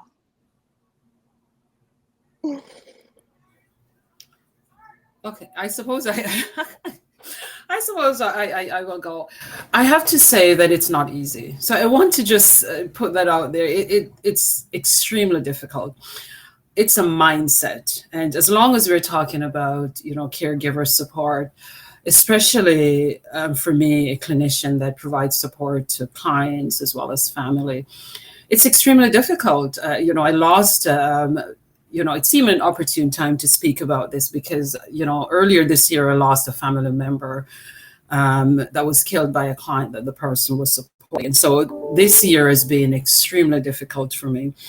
But I want to say that I manage it simply because it is central, my mental health, with an understanding really that my mental health is central to the work that I'm doing. And so if I operate under the premise that good mental health, that my mental health and protection of my mental health is the most important thing in my life, then everything is secondary to that. And that's the way that I operate. I operate, and every single day I understand, I realize, I accept, and I endorse that my mental health is the most important thing in my life, and I protect it. And I will do anything I can to protect my mental health. And so whatever is threatening, I understand the threats to my mental health. And I'm quite willing every single day to mitigate or to eliminate all threats to my mental health. So, and with that framework, then I take the appropriate steps that I need to take in order to protect, to sustain, and to protect my mental health. And I'm going to stop there so that the other panelists can speak. We truly appreciate you sharing yourself in that way, Donna, and our hearts go out to you as well as so many others who have experienced loss this year. And protecting mental health as a number one principle of self-care is so important in the way you articulated that. Thank you so much for sharing that. Mm-hmm. Dr. O or Winsome, what are your thoughts? Donna just triggered something for me. Thank you, Donna. Many years ago, I lost my dad when I was 15, and it was sudden, and my mom wasn't at home, and he had a heart attack and he passed away. And it was the first time at 15 years old where I became cognizant of the link between nutrition and health, because my dad died at home. We had to have an autopsy. And even though he rode every day, we lived across from the beach, and he ate healthy foods, we found out that he had several blockages in his arteries, and that's contributing to his progressive and advanced heart disease that we could not see. And so I've always been cognizant of eating well and exercising. I made a decision years ago to treat taking care of my health and eating well like I treat my personal hygiene. I wouldn't get up and not think of brushing my teeth and having a shower and getting clean. And I really try to eat well and look at colorful foods, making sure everything that comes on my plate, 80% or 90% of the time, is nutritive and healthy and green and fresh and good quality meats prepared in a healthy way. Drink water, I exercise by walking, and so on. And I was focused more on my physical health because there's so much heart disease in my family. Even my volunteerism was with the Heart and Stroke Foundation, where I was the president of the Peel chapter for about 16 years, and delved into that, understood the link between heart disease and healthy eating, but I never really focused on mental health until I had an incident in 2018 with a very close family member who lived in my home, and he attempted he had a suicide attempt, and it was shocking because I spoke with him a few hours before he did that, and I didn't see it. I didn't see it happening. I didn't see what was happening in his life because he hid it so well. He had some problems with addictions that led him in that direction. And for a long time, I felt so bereft, and I blamed myself because I didn't see what was going on. And I felt like I let him down. But now I'm helping to care for him, and I worked so hard, and I delved into all the support systems to make sure he could get some of the support he needed. And he's come a long way, but it's really brought into the forefront for me how important it is to really listen and really hear somebody, go beyond what you see, and nourish your body with foods. As Dr. Chrissy said this morning, in my holistic nutrition practice, I help clients and the patients, I share patient care with some physicians, with nutrition and foods that nourish their body. But now I'm also looking at nourishing their mental health, bringing up their serotonin levels and so on. But having to deal with this personal issue really highlighted for me how important it is to listen and pay attention and listen to your body, to nourish your body. Think of putting in healthy foods every day and getting out in nature, as they say. Nutraceuticals for me are really important. So that's how I take care of me. I eat well every day. Most of my meals are bang on, and I exercise, and I like the taste of healthy foods. I just had to look at healthy foods in a new light. So that's my aspect as a nutritionist. Yes, healthy foods are so important for us, and even in our communities, to get access to those healthy foods can sometimes be a big challenge. And connecting foods to our mental health, as you described, and our physical health is so important. And even when there are, unfortunately, situations where we lose a family member, a loved one, when we think we should have been able to pick that up, we should have been able to figure that out, but we have to find a way of forgiving ourselves and figuring out how to do better on for ourselves and for our family. But that can be so challenging. Thank you so much, Winsome, for you. sharing that. I'm hoping I Yes. can share more information today about foods and how they can Yes. actually nourish the brain and expand on what Dr. Chrissy talked about earlier. Absolutely, absolutely. We're going to turn it real quickly to you, Anya, Dr. O. Is this okay if I could call you that? Yes, absolutely. So I echo all of the sentiments shared. I think particularly for us as Black women, we are brought up to feel like we have to be there for everybody, to serve. Our Western society, particularly because of the legacy of slavery, kind of lets society think they can extract from us and exploit us, and we do it to ourselves. We kind of extract from ourselves in that way, and we can easily run empty. So I'm very conscious of that. I love what Donna said about protecting, like really being protective of her mental health. So I'm not mad at the world for thinking that they can take and take and take. It's simply the way, it's the world that we live in. I do work around anti-racism and decolonization that addresses that. But in my day-to-day, what I need to be able to do is not go around being upset about it, but recognize it as it's happening. And protect myself as much as I can. And so for me, it's a number of different things. It is paying attention to how I'm feeling, trying to make sure I get enough sleep. And I can't always get enough sleep. I'm a physician. I hold many different positions. I'm the mother of a 4 and a 5-year-old.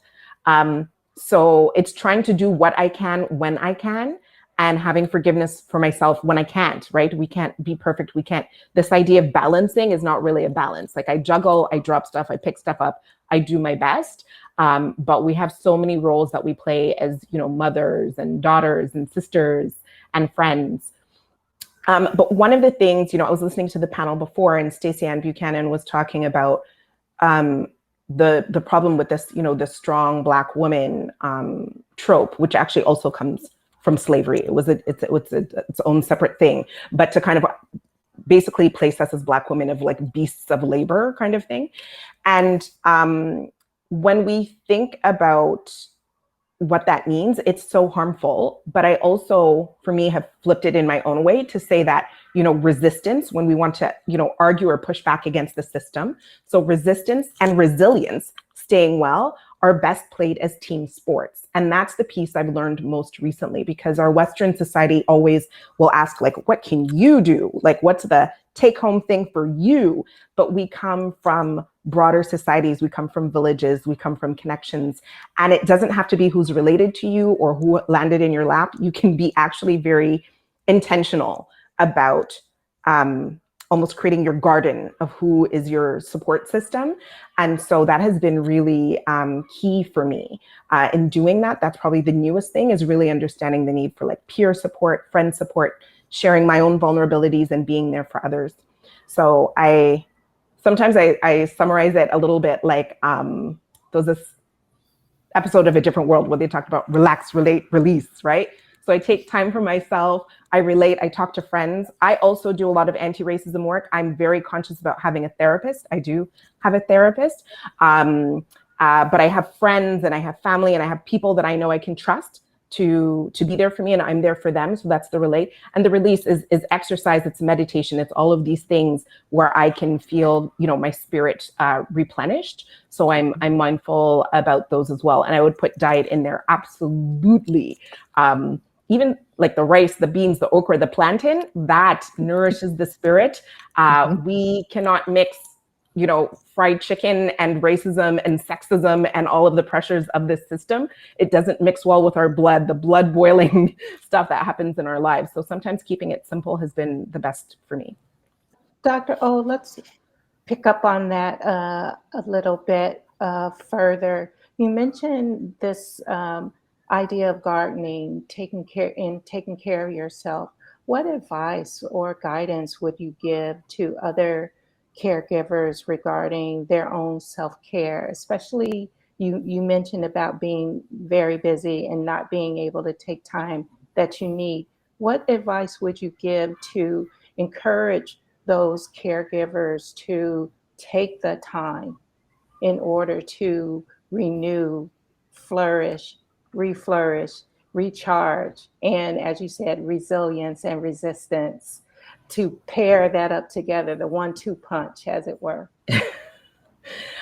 So I think, the piece I said before, like really paying attention to, your own self, but before things get too stressful and too, you've kind of gone down that rabbit hole of depression, which is common for caregivers. So I'm going to remove myself from actually speaking as an expert in this area, because I speak on like broad wellness, and most of my audience tends to be millennials, and even in my practice tends to be my age and younger. But I can speak from personal experience, because or through family experience, my mother and what she's been through, because my father had early onset dementia. He has a rare condition.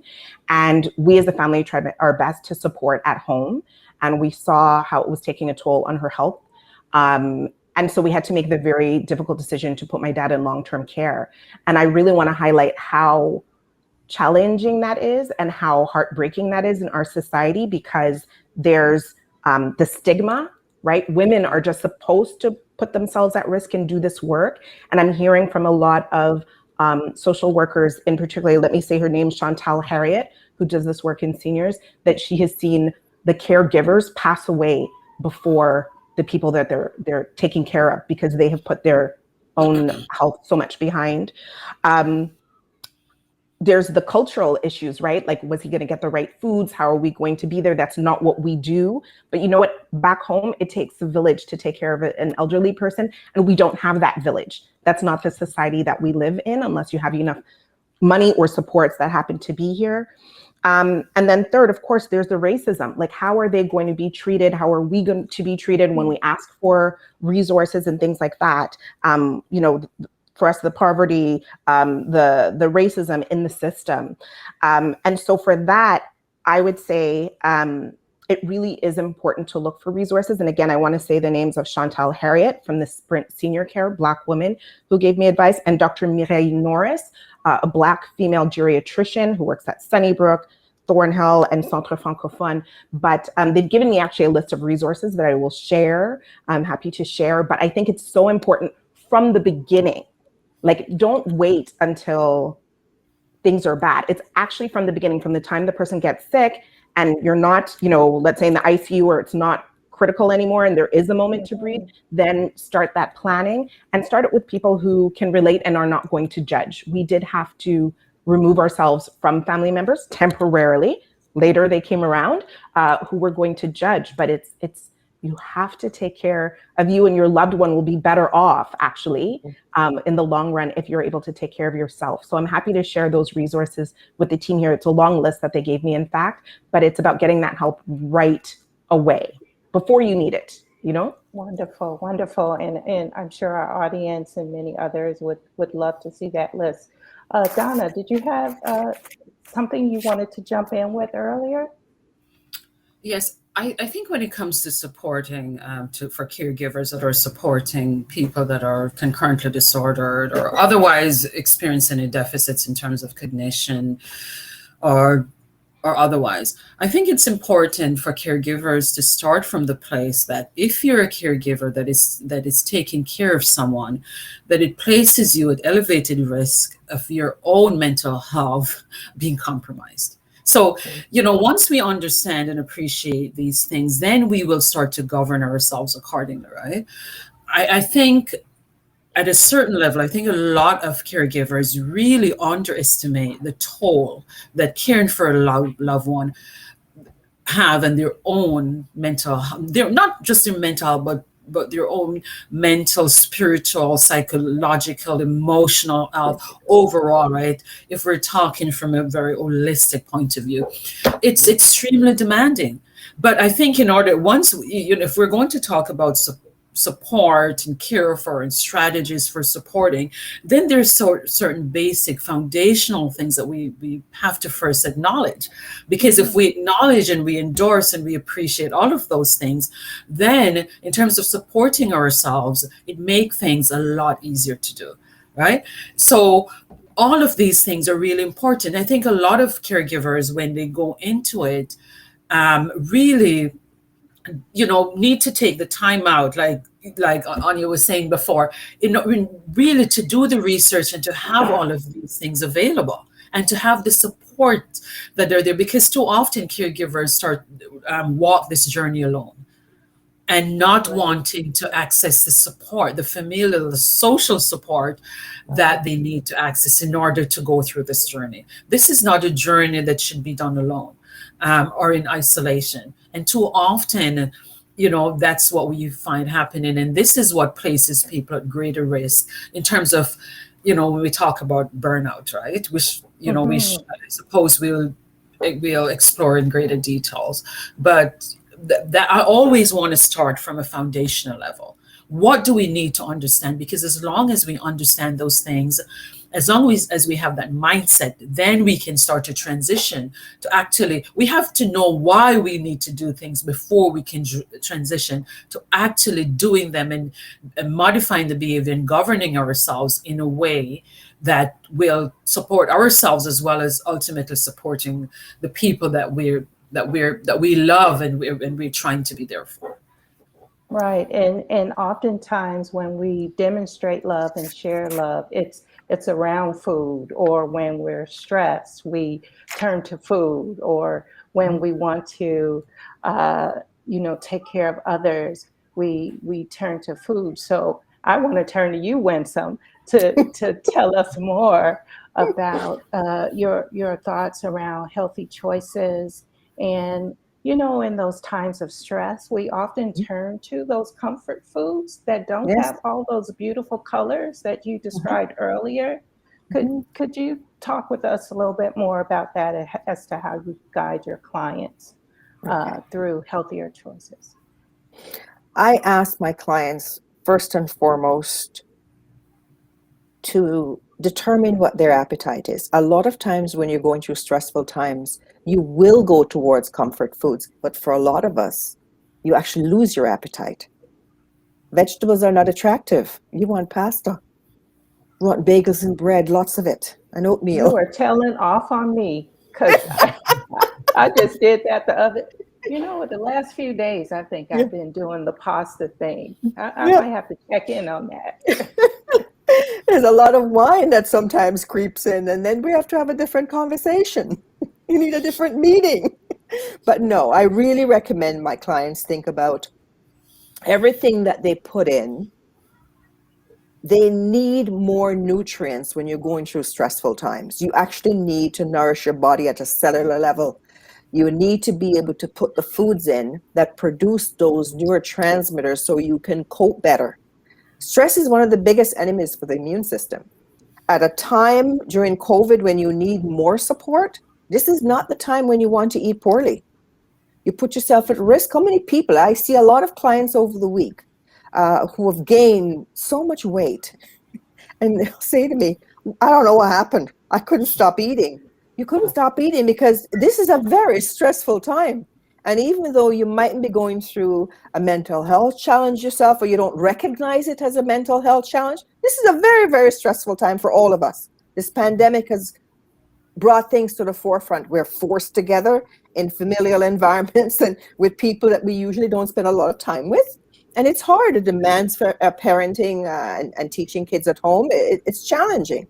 So I recommend that they start to build a foundation of healthy foods. That means produce. Look at vegetables in a new light. Build your lunches and your dinners with vegetables as a base. If you don't like the typical steamed vegetables, maybe put some spices in that you like. Curried vegetables are absolutely delicious. Serve over a little basmati rice and with some good fats. Sneak vegetables in your children's plates, in your family life. Shop for them. If you don't have time to shop as we get busier, there's so many platforms you can use now to have foods delivered. If you don't have the time for meal prep every day, cook a few times a week and keep things in the refrigerator. Buy frozen vegetables. The nutritive contents almost is equal to fresh now. Sometimes it's even better. You go and buy broccoli and the broccoli looks more tired than you feel. Go for the frozen. You can't really mean that. And you can do so much with frozen vegetables, from casseroles to lightly steamed, adding them to pasta sauces and so on, ground meats. But you need to be able to nourish your body so you don't just become reactive to foods. When you become reactive is when you start to eat the chips and the crackers. If you find yourself going into a plastic bag or a package that the stuff has been prepared and you open it and nothing looks alive in it, there's no nutrients there. It's just a filler. Don't fill up on fillers. Look at your hands and your nails and your eyes and your skin and your teeth, and look at how much demand there is for you to have good cognition, and think of nourishing yourself with healthy foods. Put the healthy foods in the basket when you're shopping. when your meals are assembled, do they look like somebody who's nourishing their body or somebody trying to feed their feelings? You know, so yeah, don't just feed your feelings. Nourish your body is basically what I recommend. Yeah, I love that. hope that helps. Yeah, Nourish your body. Don't feed your feelings. yeah, nourish your body. My goodness. Yeah, And with that, it would help us resist that form of burnout and nourish our souls and spirits in so many different ways. And that's in true. turning, yes, and in turning to both you, Donna, and Anya, from that standpoint, how do caregivers recognize when they're overwhelmed and they need to reach out for support? They need to pause. How do loved ones and friends recognize when a caregiver is burnt out Starting to get burnout. and need that? Yes. Okay, so I would say is that as we discussed before, caregiving role is extremely stressful. So I would say when caregivers start to experience chronic stress and they have no effective stress management strategies in place, and they're also not utilizing self-care. So I would say those are major risk factors for caregiver burnout. I would also say that when caregivers start to isolate, right? Those are when they're at higher risk as well, because at a certain point, a lot of times caregivers start to get overwhelmed, and the first thing that would indicate that they're starting to get overwhelmed is a social withdrawal. And so where they're starting to internalize and the narrative starts to change. And even when the few times when they're socializing, the narrative about the person that they're providing care to, that narrative starts to change. And as well as a change in terms of emotions. Now they're very short tempered. They're losing patience. They're getting angrier. They're behaving in ways that is not characteristic of their usual personality. And people could see those changes. Those changes are evident. You can tell that they're starting the attitude, the feelings, the thoughts, but relating to the caregiving role is starting to shift. And so that's when you can start to tell it's a change really in the thoughts, the feelings, and the attitudes relating to the caregiving role. And once that start to happen, then that's when it starts to be where, now there's a disengagement. People start to disengage. Perhaps they're used to visiting, then the period of visitings become less and less. They start to engage less and less, not because they want to, but because physically, psychologically, spiritually, socially, they're starting to lose capacity for it. And so, this usually happens over a period of time. But if a caregiver is starting to notice these things, then it's time for them to access support. A lot of times, we can sense we're at the beginning phase where we're starting to feel these changes. In order for the change to continue, but before the actual change occurs, there's usually a thought process that goes on before, where the attitude, the feelings, the behavior start to shift. That has to happen first before people start to get angry and disengage and socially isolate and ultimately withdraw support, right? Over the years, I've seen where so many clients, their family members have reached to the point where they've just totally disengaged. And if there's a court appearance, then I'm the one who has to go to court because the family member, they've just disengaged. They won't even show up at court. And not because they don't want to, but at some point they're so hurt, they're so disappointed, and they haven't got the support in order to deal with their own hurt, their own mental health. And as a protective mechanism, they've decided, or they've just disengaged. But a lot can be done before family members get to the point of disengagement. but people have to be aware of when to access support, because a lot of times people are experiencing all of those things that I just said, but they just have not accessed support. Thank you for that. Dr. O.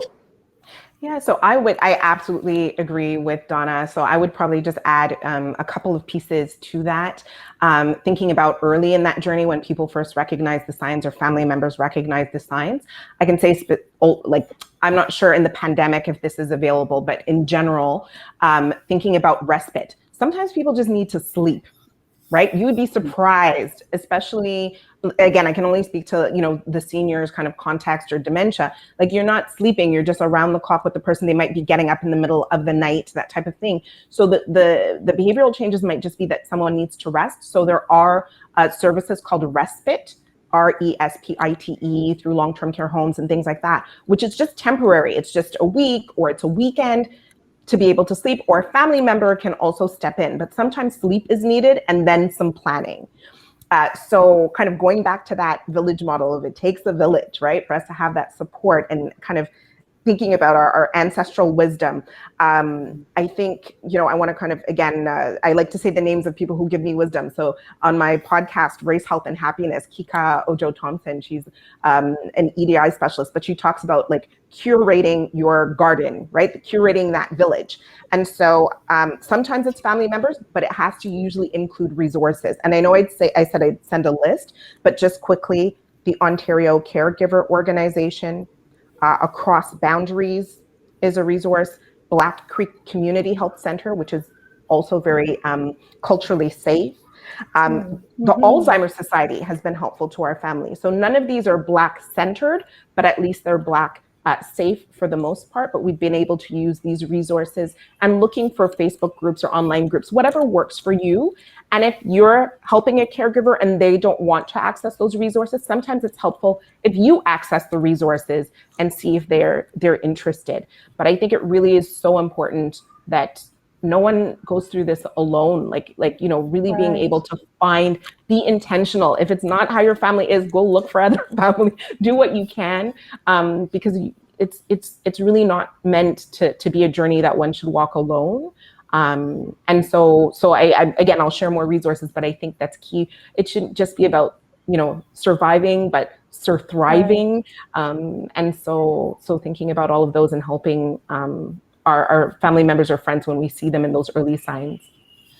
You're mentioning those many wonderful resources. It took my mind back to affordability and being able to tap into different resources, including food.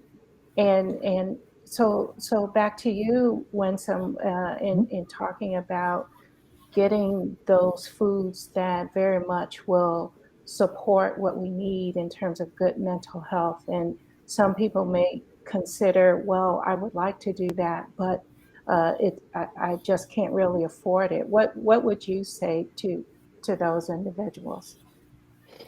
I would say that there are some fundamentals that you should look for. You could think of the main nutrients that support the structures of the brain, as Dr. Chrissy talked about this morning, as well as to help you boost serotonin levels. And your serotonin levels is going to govern everything from a feeling of well-being and mood, and it calms your anxiety, helps you to sleep, everything you need almost to get there. We know about the physical activity part. But when you think about getting enough protein, it can be ground meat, it can be frozen fish, it can be chicken, and you can look, there's an app called Flip that you see everything that's on sale everywhere. And you can actually buy well-priced, products at different supermarkets. Go for frozen vegetables, even frozen fruit. You can cook whole grains like high fiber cereals. Could be one thing, but you could cook high fiber grains like brown rice, basmati rice, low glycemic foods. They freeze quite nicely. And once you cook in large quantities so you can actually freeze some portions and repeat them. But don't skip meals. Look for antioxidant-rich foods. Try to buy meats that are not only high in protein, but high in zinc and high in iron, because those are all part of immunity and all part of mental health and the neurotransmitter production in the brain. So leafy green vegetables, cabbage is very inexpensive, and there's so many good ways you can cook it. So one of those would be a good idea. Frozen broccoli, because it's greens. When you think about red meat, ground beef, trying to buy lean or at least extra lean or at least lean. Go for because that's high in zinc and high in iron and good quality protein. Chicken is also good support. Snack on pumpkin seeds. You know, they are going to provide you with zinc as well, rather than just snacking on chips. So choose foods mindfully and intentionally that you can marry price, nutrition, and also support your mental health and your neurotransmitter production at the same time. So citrus is fairly inexpensive, leafy green vegetables, good quality proteins, and good quality whole grains. That's what I could say. And fatty fish. Please put a lot of fatty fish in. If not, you can't get that, go for some supplements that can help boost your nutrition. Active B complex, essential fatty acids like omega-3, you know, so there's a lot you can do. Protein powders can help. Yeah. Great, great.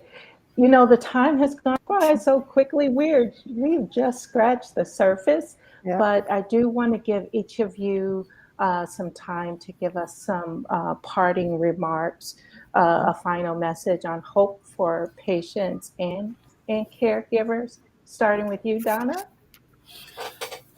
Yes, thank you. And it's a pleasure to be here with you. What I want to say, I'm a social worker with a specialization in addiction and mental health. I've only ever worked for my entire career providing services to Black families, which is which I'm incredibly privileged to be in this position. Very few of us have this privilege. But I want to say that, like for caregivers that are out there, to really persevere. I think some people say to me, Donna, how do you do this job? It's so hard. I could not do this job. And I do this job from a place of hopefulness and thankfulness and gratitude. Because over the years, I've seen where so many young people, so many young Black young people or transitioning age people, that they've experienced concurrent disorders, mental health or addictions. And for the most part, they recover. For the most part, they do well. For the most part, the families survive. And for the most part, the families go on to thrive afterwards, right? And so I'm always practicing from a place of hopefulness. And I am internally, I'm an optimist. I approach this work with as much optimism as I can.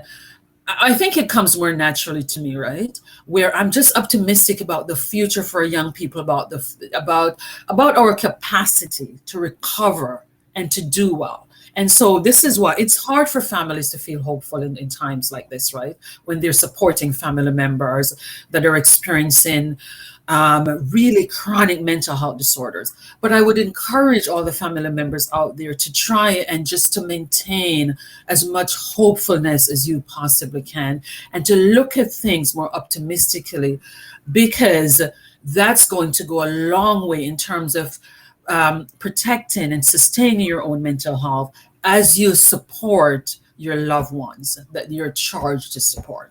That is really the message that I want to get across out there. Like most of the time it works out, and most of the time people with mental illness and or that those are concurrently disordered, most of the time they do recover. But sometimes it may take a while, and we just have to go through the process.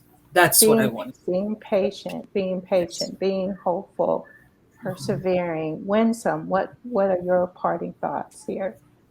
My parting words are thank you very much for the opportunity of being part of this panel. It's so important.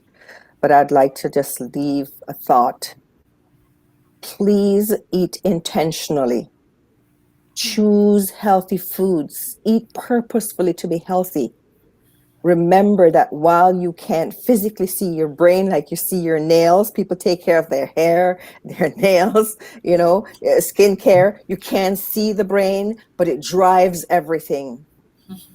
And you need to nourish your body from the inside out, self-care from within.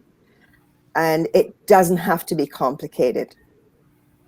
But take care of yourself and eat well, eat regularly and consistently, nourish the body and nourish the brain. You will have better cognition. You'll be able to calm anxiety and sleep better. And as Donna says, optimism. You have to know that things will get better. And you're doing everything you can to make sure that happens so you don't end up being sick yourself. Yes. Okay? So what you put in, your biology becomes or should I say your biography becomes your biology. So what you do leads to what you become. So just eat well intentionally. Eat well intentionally. Please. Yeah. And Dr. Onye. Yes. So I agree with all of this. I mean, this just taking the moments to find joy is so important. And remembering that, yes, food is medicine, laughter is medicine. The way we treat each other and ourselves is medicine. So I think it really is, that optimism. And even if somebody is older, so, I think sometimes with younger people, we can project to the future and say, okay, maybe things will turn around. It can be harder with older, but at least I can say, with my own father, it was a really tough time. But yeah, in between we would play music and we would have joy. And now, even as he's in long-term care, I just had lunch with him yesterday. We'd go out, and then we take him out, and we're still dancing. We dance all the time together, right? He had his 70th birthday, and we were like just jamming, right? So try to find it, dig for it, find it, hold on to it. All of the beautiful moments, right? Where there's life, there's hope. And it's a beautiful thing. And every day is an opportunity to go and find it, even if it's hidden in that day. So I do practice gratitude. I look for it. I reflect on it. I ask my kids, what was the best part of your day?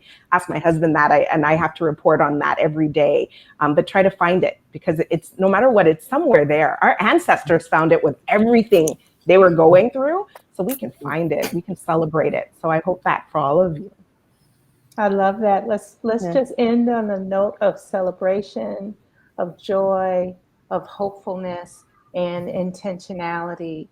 Thank you all for contributing so greatly to our program today on mental health and us. Winsome Dewar, Donna Alexander, and Dr. Onye Norman. Thank you so very much. So we want to turn it back to Nicole to finish us out.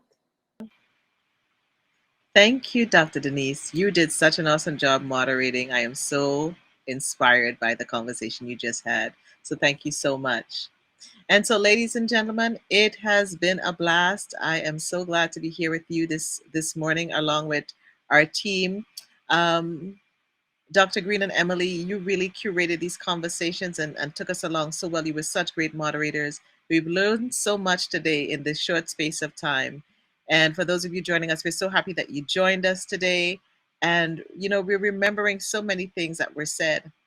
I want to say some personal thank you. And I was going to bring up Dr. Anna Jarvis, but she's actually having some technical difficulties. So I'm going to give you my thanks, and I'm actually going to read her message that was sent to me. So you will have her thanks as well. And, we want to thank, the founding members for allowing us to curate this event. And for the excellent team behind the scenes, you can't see them, but Ashley and Courtney and the team of King Events, you rock. And thank you to Anthony Pierre and Calabash for giving us permission to use the music that you heard in the break. So loved it. If you're grooving with me, I hope you were and taking that mental health space. And so Dr. Anna Jarvis wrote some thank you remarks, and I will do my best to reiterate what she has said here today. And, it's an absolute pleasure to provide a brief wrap up and express thanks to everyone who has organized and produced today's event. I'm confident you all agree we have experienced an interesting, inspiring morning of learning. So many important take home messages were shared, invaluable tips on how to boost, sustain our energy, health, and well being. You are strongly encouraged to carefully ponder on all you heard and learned today. Choose messages which resonate with your lifestyle and integrate them into your daily routine. Now, as outstanding, accomplished Black Canadian women and men, do not be shy about sharing what you've learned with members of your family, friends, religious and cultural communities, co workers. Become a change agent. Let us resolve to be more inclusive of those with mental health issues and supportive of their caregivers. We would also like to spotlight and thank our visionary co founders, the Honorable Dr. Jean Augustine, Dr. Denise O'Neill Green, and Ms. Donna Jones Simmons. Without the three of them, we would not be here. There would be no 100 ABC events. Donna, your tribute and your opening remarks were just right on point. We felt the care and the love of you and Dr. Augustine and Dr. Denise that you wanted to share today. A special thank you. We want to shout out TD Bank for sponsoring this event. Without their support, the seminar could not have been held. We truly appreciate your support and look forward to many future collaborations. Many thanks to our professional moderators, Emily and Dr. Denise. I know they put myself as a participant and speakers at risk, at ease, not at risk, at ease, ensured meaningful discussions with inclusion of audience questions and seamless transitions between the agenda items.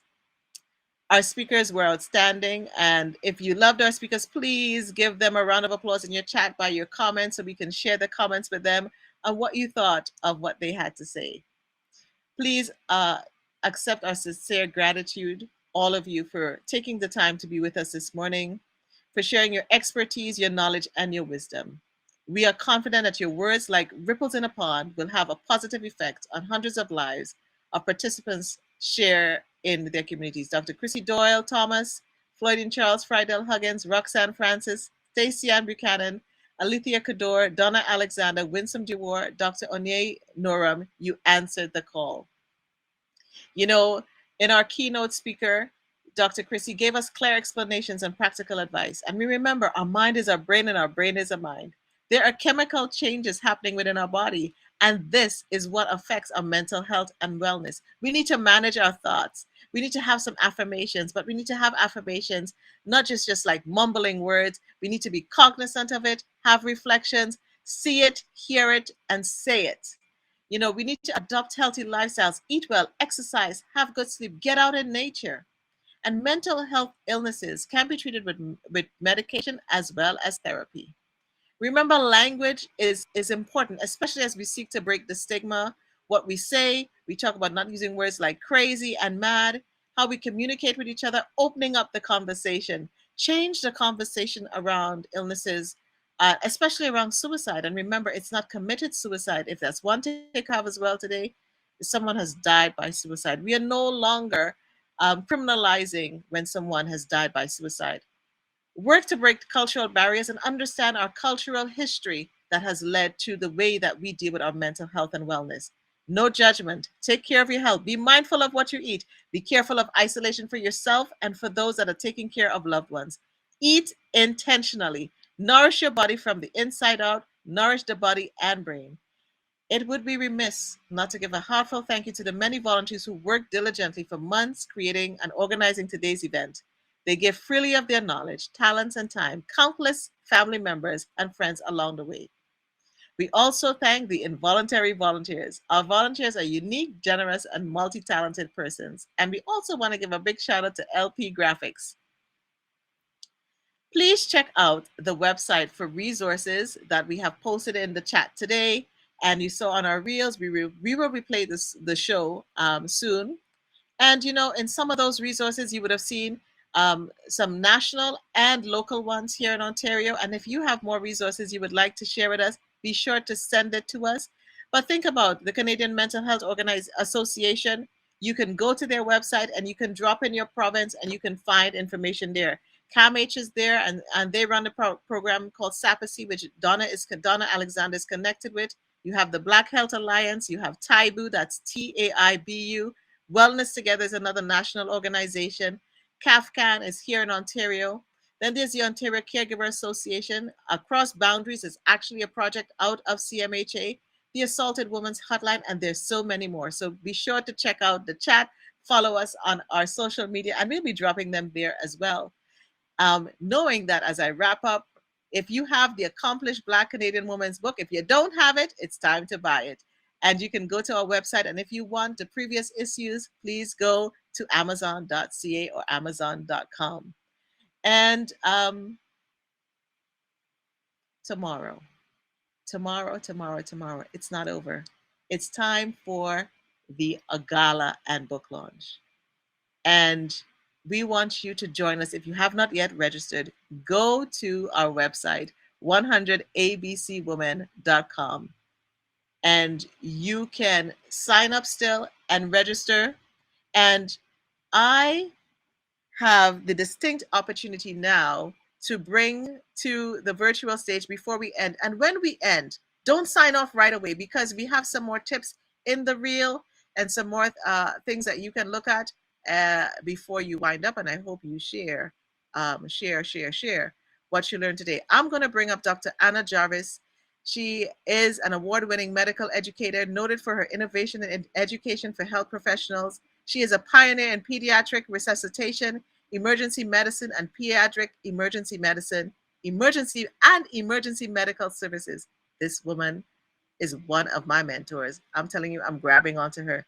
And she is a recipient of the Order of Ontario. Read up some more on Dr. Jarvis and all of our speakers, because in the online program, we've curated an online program for you, so you can go read up and see all the resources in there as well. So I am going to bring Dr. Jarvis, Dr. Anna Jarvis, up and say, Dr. Jarvis, hey! I have you here. Listen, Nicole, as always, you are a fabulous woman who can pivot in a second. Folks, I am so sorry. I've been here all morning, but unfortunately, I was locked out. It's obviously my fault, nothing to do with the organizers or King. I tell you, if I go near technology, it doesn't work. And Nicole, thank you so much. I'm glad I sent you what I had to say, but I did really want to give my personal appreciation to the people who spoke to us. Our speakers, I hope, ladies and gentlemen, you agree, they are fabulous. They are top of the line. They are on top of their game. They are leaders in their fields. And just a few little messages which I thought you need to take home and think about, and then put the things in your lives. You know, Floydine pointed out to us, we may be classified by others and the majority as persons with Black heritage. However, we are multiple communities. And as we approach life during the pandemic, let us take a trauma-informed approach so that we can truly listen to people and ask the right questions. And when you say, how are you? Don't turn away. You need to hear the answer. Then Roxanne was so clear. If we can't name it, we can't, we can't tame it if we can't name it, right? So let's not be afraid to talk about mental health. If we need help, let's reach out. And again, trauma-informed care. Stacey Ann was fabulous and reminded us that Black women can be soft. Don't be afraid to ask for help. In fact, look for help before you really need it. And gift yourself with rest when you absolutely need it. Again, Alicia, I loved what she had to say. Normalize mental health discussions with children from they're very young, so they learn the language to express feelings. right? And I was so sorry that she had technical problems also, because Alethea is a leader in trying to improve who responds to persons with mental health problems. And we could learn much from her. But if you have specific questions, do reach out to her, because she will respond. And then, of course, Nicole, my hero, she has so much wisdom. You've heard from her. It is really important that we take her advice to be compassionate to ourselves and be compassionate to those in our lives when we see them struggling. Their behavior changes, guess what? They're struggling. Let's reach out and help them. For Donna, I really, really hope you heard what she said. Caregivers, persevere. The vast majority of young people who struggle, they do recover and their families thrive.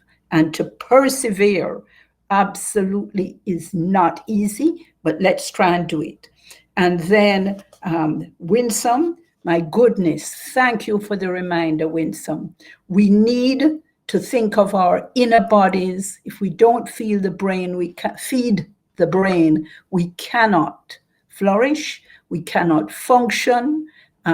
Everything will just collapse around us. So let's reach out to Winsome's resources for healthy foods and how to nourish the inner person.